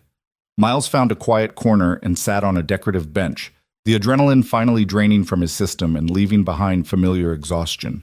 His knee throbbed where he'd stressed the old injury, his shoulder ached from the brief fight, and his head felt stuffed with cotton from processing too much intensity in too short a time. But he was alive. Isabella was alive. Sarah Chen was alive, and would hopefully get the mental health treatment she desperately needed. In the calculus of missions, that counted as success. Detective Martinez sat beside him, offering a bottle of water she'd obtained from somewhere. "You look like hell." "Feel worse." "I imagine. That was some impressive work up there. Tactical assessment, threat de-escalation, physical intervention. You did everything right." "Sarah almost killed herself. That's not right." "She didn't, though, because you recognized the suicide risk and acted. Miles, you saved 3 lives today. Isabella's, Sarah's, and potentially your own if that situation had gone differently." Martinez paused. "FBI wants to debrief you. So does CPD brass. And media is going to want interviews once they piece together that the janitor who stopped the original kidnapping also stopped the mastermind on a rooftop." Miles closed his eyes, feeling the weight of renewed attention settling on his shoulders. "I just want to go home." "I know. But first there's someone who wants to thank you." Martinez stood and walked away, replaced moments later by Isabella. She'd shed her fear and vulnerability, reverting to the professional composure of a CEO who'd survived corporate warfare and come out stronger. But her eyes still carried softness when she looked at Miles. So, she said, sitting beside him, this is becoming a habit, you saving my life. Hopefully not a habit we need to continue. Agreed. Isabella was quiet for a moment. Miles, I don't know how to thank you properly. You've put yourself in danger repeatedly, fought armed criminals, talked down a suicidal woman, all to protect someone you barely knew. The board wants to offer you another position, probably with an even bigger salary this time. And I'll refuse it again. I thought you might say that, Isabella smiled, so I have a different proposal. What if we created a position specifically for you? Not corporate security, not management, just you doing what you do, noticing things other people miss, responding to threats others don't see, protecting people who need protection. Miles opened his eyes, studying her carefully. That's a vague job description. It's intentionally vague, because what you bring isn't easily categorized. You have skills and instincts that don't fit conventional corporate roles. So instead of forcing you into a box that doesn't fit, we create a new box. Chief Safety Officer or Director of Threat Assessment or whatever title makes you comfortable. What if Janitor makes me comfortable? Isabella's expression turned serious. Then you can keep that title. But Miles, you and I both know you're not just a janitor anymore. Maybe you never really were. What happened this week revealed who you actually are beneath the gray uniform. And that person? That person makes a difference in ways most people never can. Miles thought about the past 4 days, about the choices he'd made and the lives he'd affected. He thought about the medals in his storage unit, the uniform he'd shed thinking he was done with responsibility and consequence. He thought about the soldier he'd been and the janitor he'd tried to become, and the person emerging from the collision of those identities. Can I think about it? He asked finally. Of course. Take all the time you need. The position will be there when you're ready. Isabella stood, preparing to face the bureaucratic aftermath of attempted murder and corporate crime. But Miles, whatever you decide, thank you. From the bottom of my heart, thank you for everything. She left him sitting in the lobby, surrounded by the controlled chaos of law enforcement processing a crime scene. Miles finished his water and watched the activity with detached interest, his mind already shifting from immediate crisis to long-term questions. What did he want? Not what others expected or what circumstances demanded, but what actually mattered to him.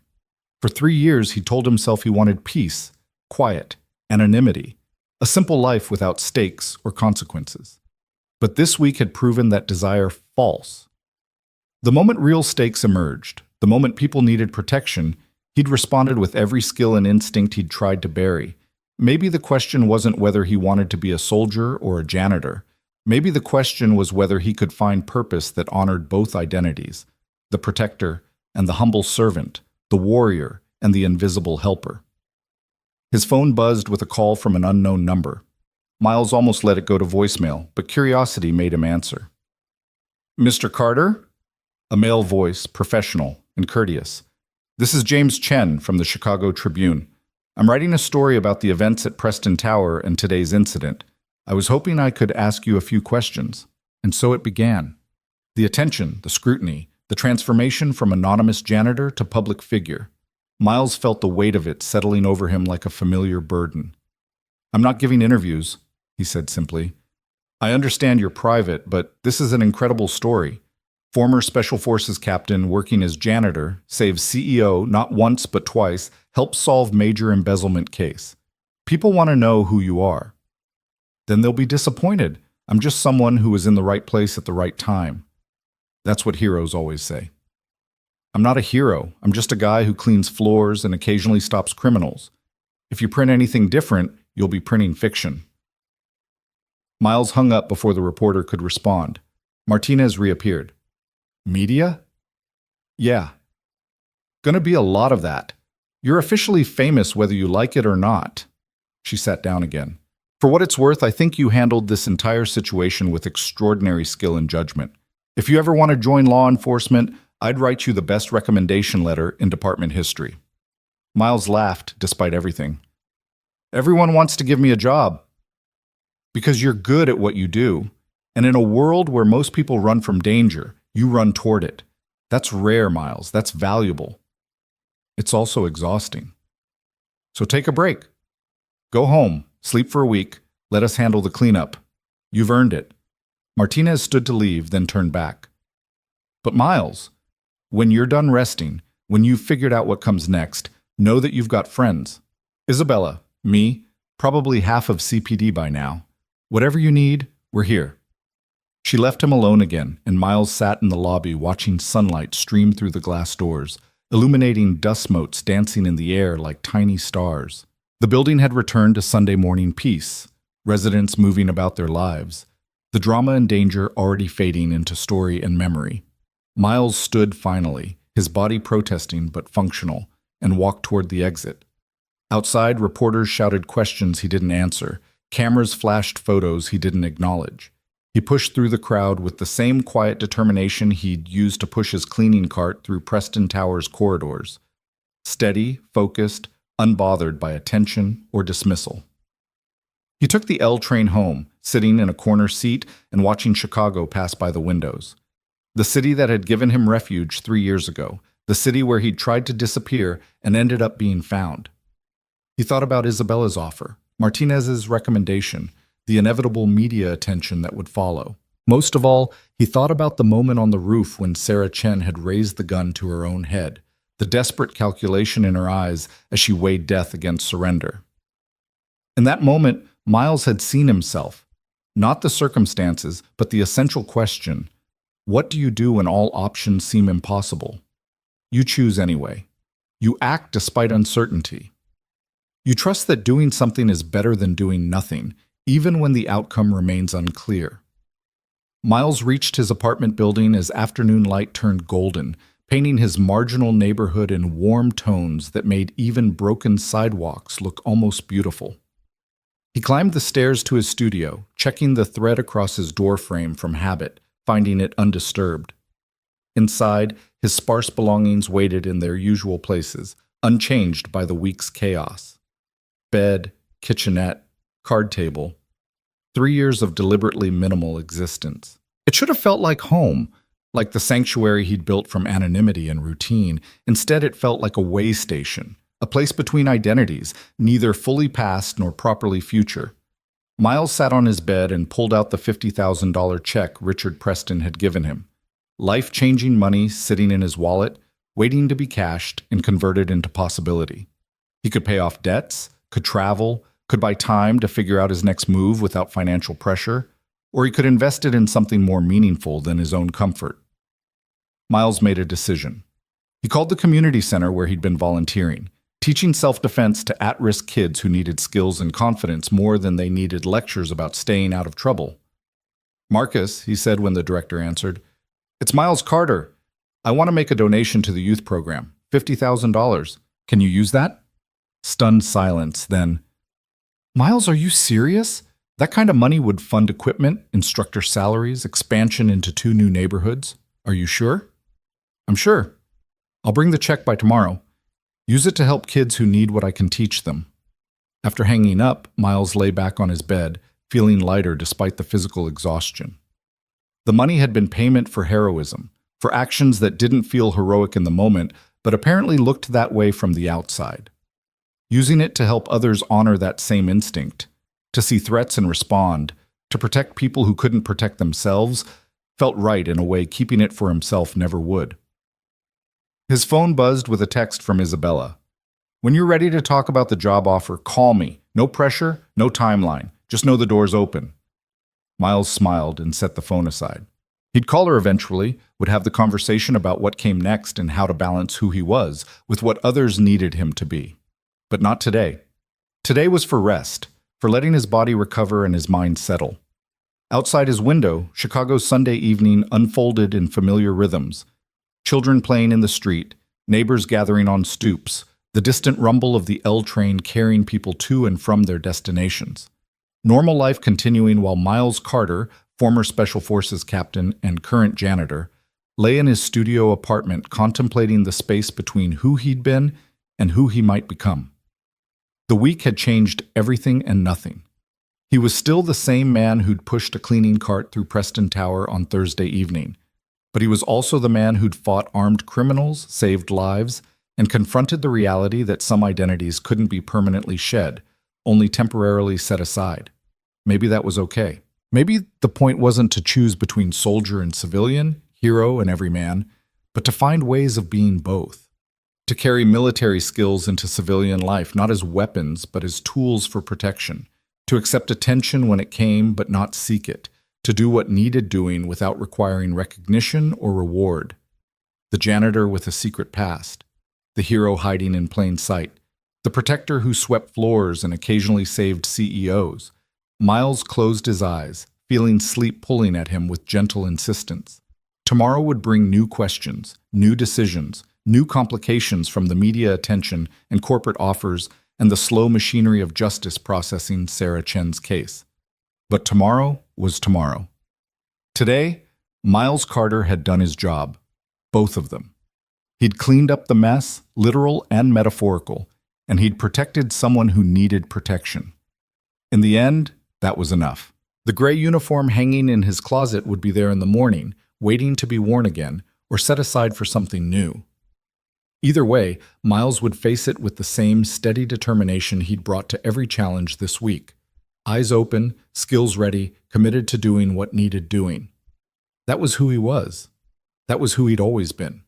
Beneath the uniforms and titles and carefully constructed anonymity. And finally, after 3 years of hiding from that truth, Miles Carter was ready to accept it. The sun set over Chicago, painting the sky in shades of orange and purple, and Miles Carter slept the deep, dreamless sleep of someone who'd fought and won and lived to face another day. Whatever came next, he'd be ready.